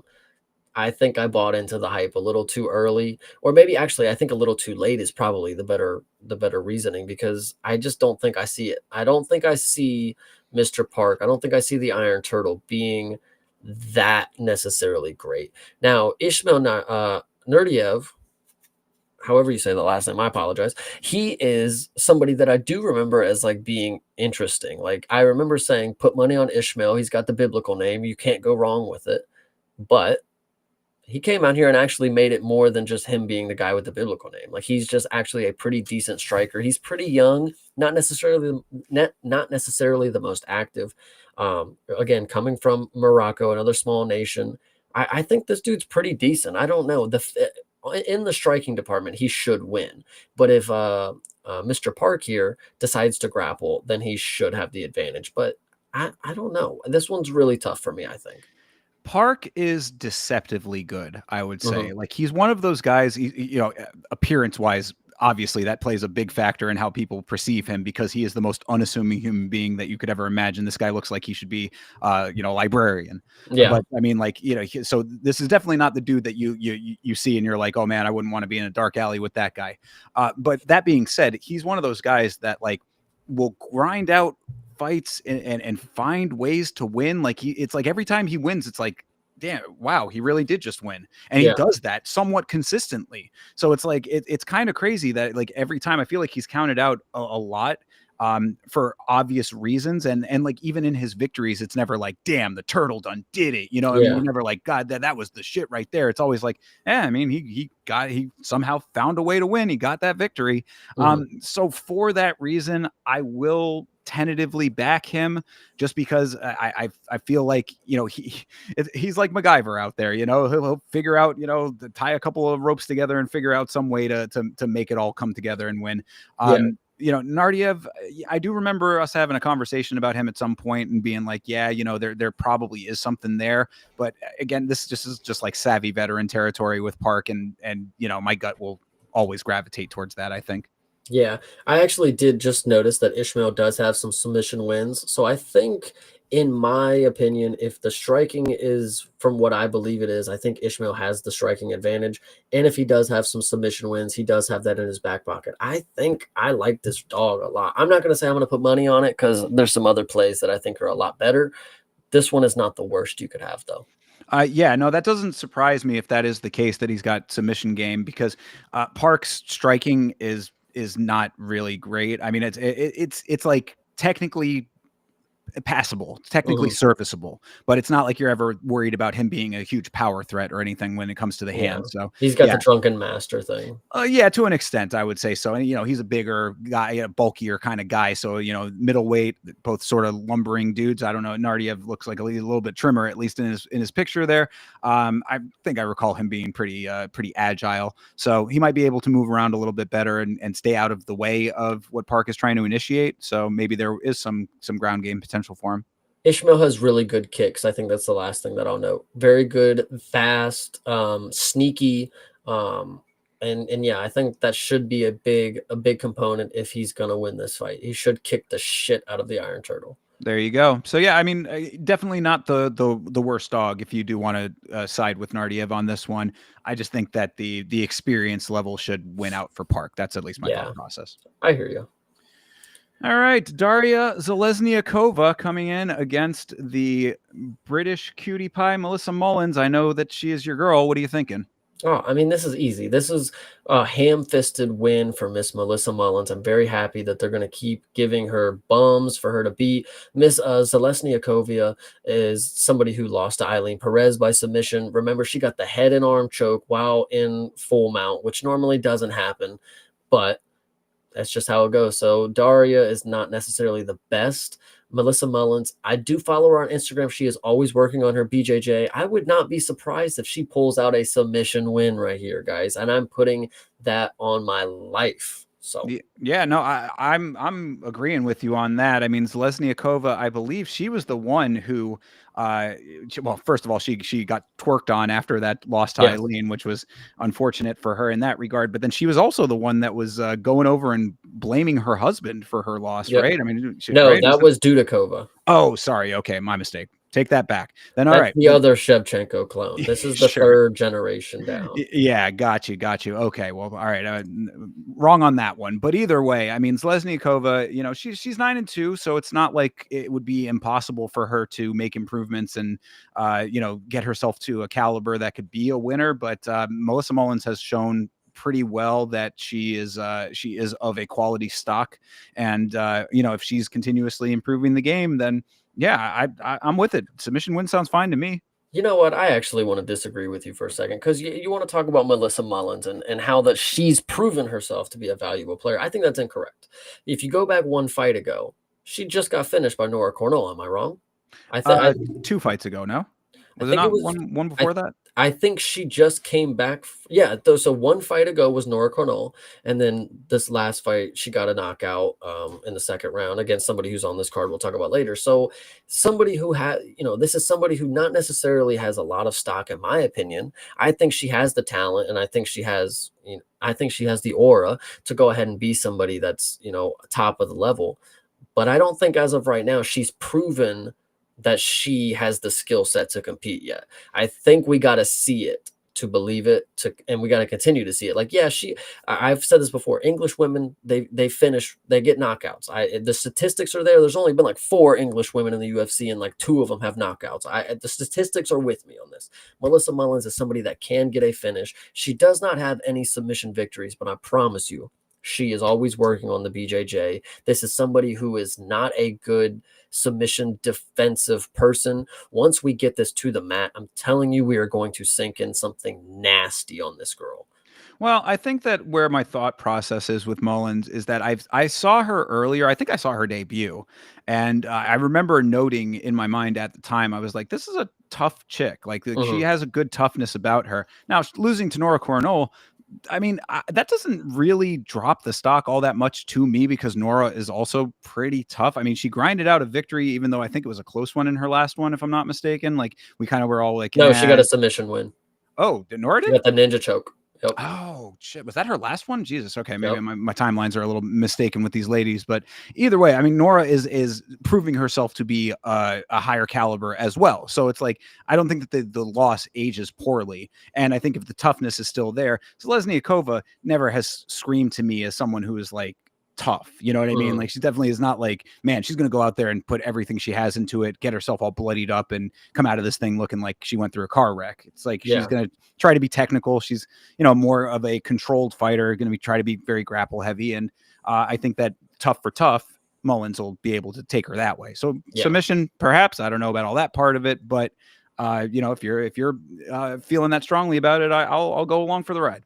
Yeah, I just hope this ages very, very well. For the first submission win of her career, and if I go ahead and call it right here, I'm gonna feel pretty good about myself because after all, this is wifey, guys. I mean, I can't really put it to you any other way. I know her like the back of my hand. So, Same. Shout out to my wifey, Shauna Bannon. true. All right, moving on. Irina Alexieva versus Claudia Segula. This fight is very ridiculous. Why is it happening? I remember this Irina girl. Oh, okay. Yeah, she sucks. Okay. Oh, yeah, she lost to Melissa. Both of these women lost to Melissa Mullins in their last fight. There you go. I would just like to make that note. Segula is one of the worst fighters I can recall ever seeing. And Yeah, I'm sorry. I mean, I don't mean to be rude by saying that, but I recall us talking about her on this show and me saying almost that exact same thing. She is among the worst fighters I had ever seen. Yeah, I'm not too particularly sure about the skill set or who's going to win this one, so I really could care less. But I would like to make a note. If you've ever seen Ed, and Eddie, right? You Yes. ever the Yeah. Kanker sisters. Mm-hmm. That is what this Irina girl looks like. She looks straight out of Ed, and Eddie, like she lives in the trailer park right around the corner and just hates the fucking teenage kids. Like, I don't know. It's like I want to go ahead and say she has aura for that reason. I want to go ahead and say she's gonna win. I mean, the she's rocking a little bit of a high top fade. Maybe her and Phil Rowe go to the same barber. I mean, she does look tough. You I'm gotta with go it on shake that. that Russian guy's hand for getting that Yeah, barber. I'm with it on that respect.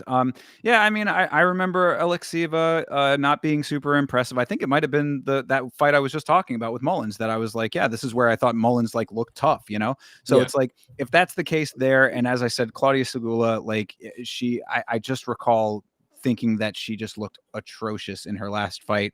And it's really no disrespect to her as a human being, but when it comes to fighting, like all that other shit goes out the window. So I think that Alexieva getting the win here is pretty much slam dunk. I would be remiss if I did not bring it up, and it's just because I I always have to speak my mind. Claudia Segula is also a member of the Botox Club or whatever the fuck collagen, whatever they do to get them lip injections. She's a part of it. Oh, for sure. Yeah, no, I think that we had talked about that as well. That she, she's.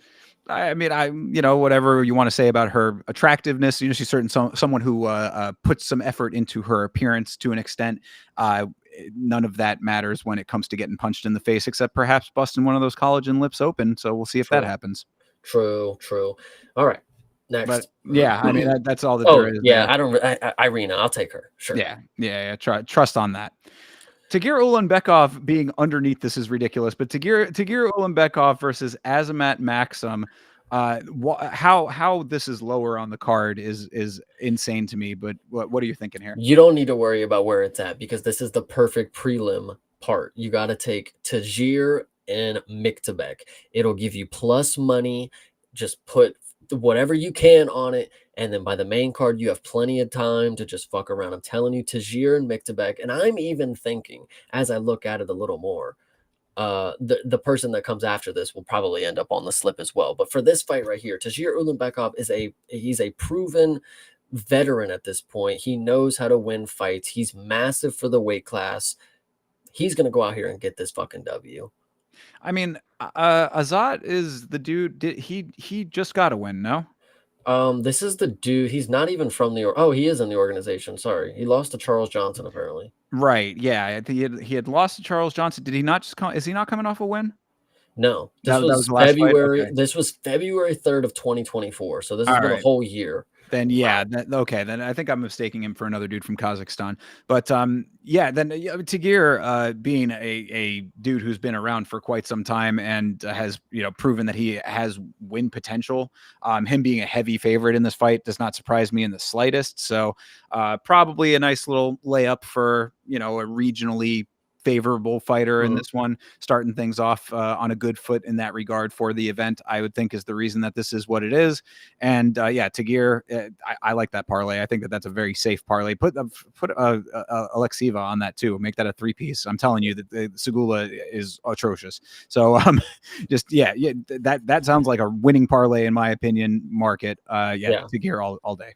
Hell yeah. And then this next fight, Yeah. this is the last leg, well, the first leg of the parlay. All right. Obviously, my fucking guy. Go Yeah. ahead, introduce them. Yeah, Hamdi Abdel Wahab versus Mohammed Usman. I mean, Hamdi's becoming, the next Shamil with the aura that he is creating for himself as a big hulking heavyweight wrestler who actually is pretty agile when it comes to the wrestling. So I agree. yeah, the Egyptian juice box as he once was, but is no longer. He is no longer juicing people. We know this for a fact. He said, "Thank you, Hunter Campbell, for helping me work my way through, my juicing days or whatever." He was very thankful that the organization allowed him to get clean, and he's back without the juice, still able to be pretty active on the ground, and like I said, pretty light on his feet as far as wrestling goes. I have said it. You've heard me say it before. I think Hamdi is going to emerge as one of the better heavyweight wrestlers if he hones in on the skills that I saw that he had in the first fight. Now, if he comes out here and decides to just strike for 3 rounds, he'll probably beat Muhammad Usman because that dude sucks. But if I would really love to see him wrestle with Muhammad. I would really love to just because this is the perfect opportunity where if he does it for a lengthy amount of time, I know he's heavyweight and it's going to be hard for him to do it for 3 rounds, but if he's able to just showcase that one little moment where he took him down in a headlock, transitioned to his back, nobody else is going to be able to do that better than him at the heavyweight division. I think if he can showcase that he is able to scramble around and float on positions like I've seen him do for a big dude, I was pretty fucking surprised. And I think he can come out here and do another surprising effort.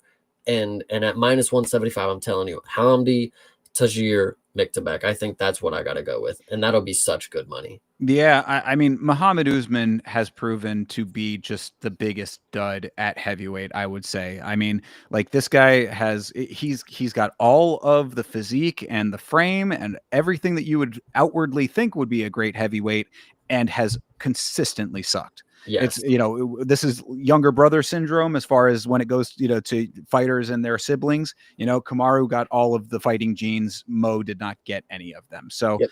Hamdi being able to win this fight, I think that you're right about if Hamdi can wrestle him, it's going to look great in the highlights when he's, got this huge guy that he's able to toss around and move all over the place. I think that is going to look good optically to people. And, just Mo Usman has just proven himself to not be of the UFC caliber. I think Yeah. that's I'm sad to say, but Nepotism. yeah, a little bit of nepotism is probably accurate in that regard. Just time and time again, not winning his fights, and and going out in really kind of a lackluster fashion. So there's a reason that Mo Usman has been in the organization this long and still does not have a picture on ESPN.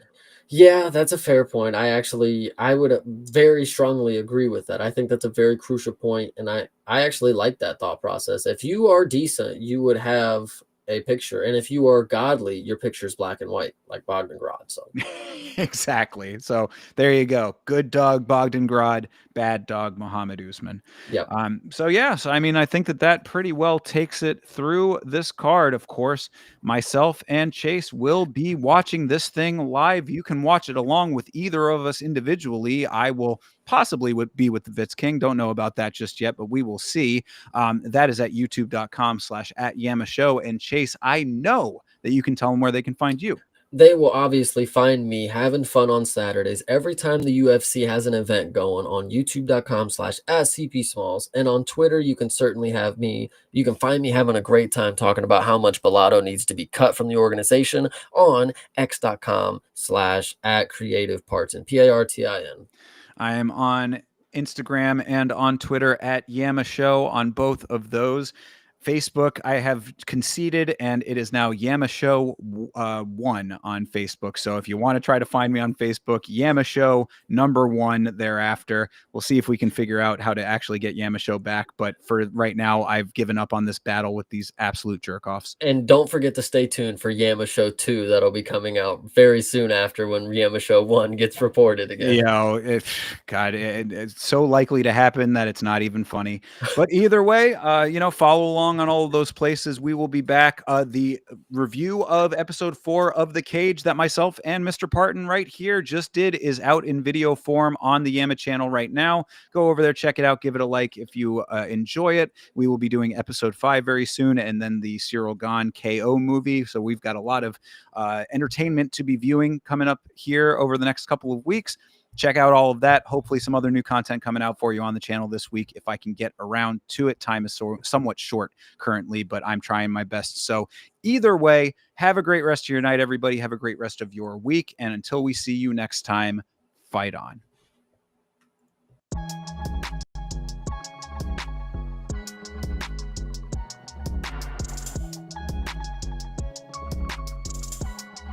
Change.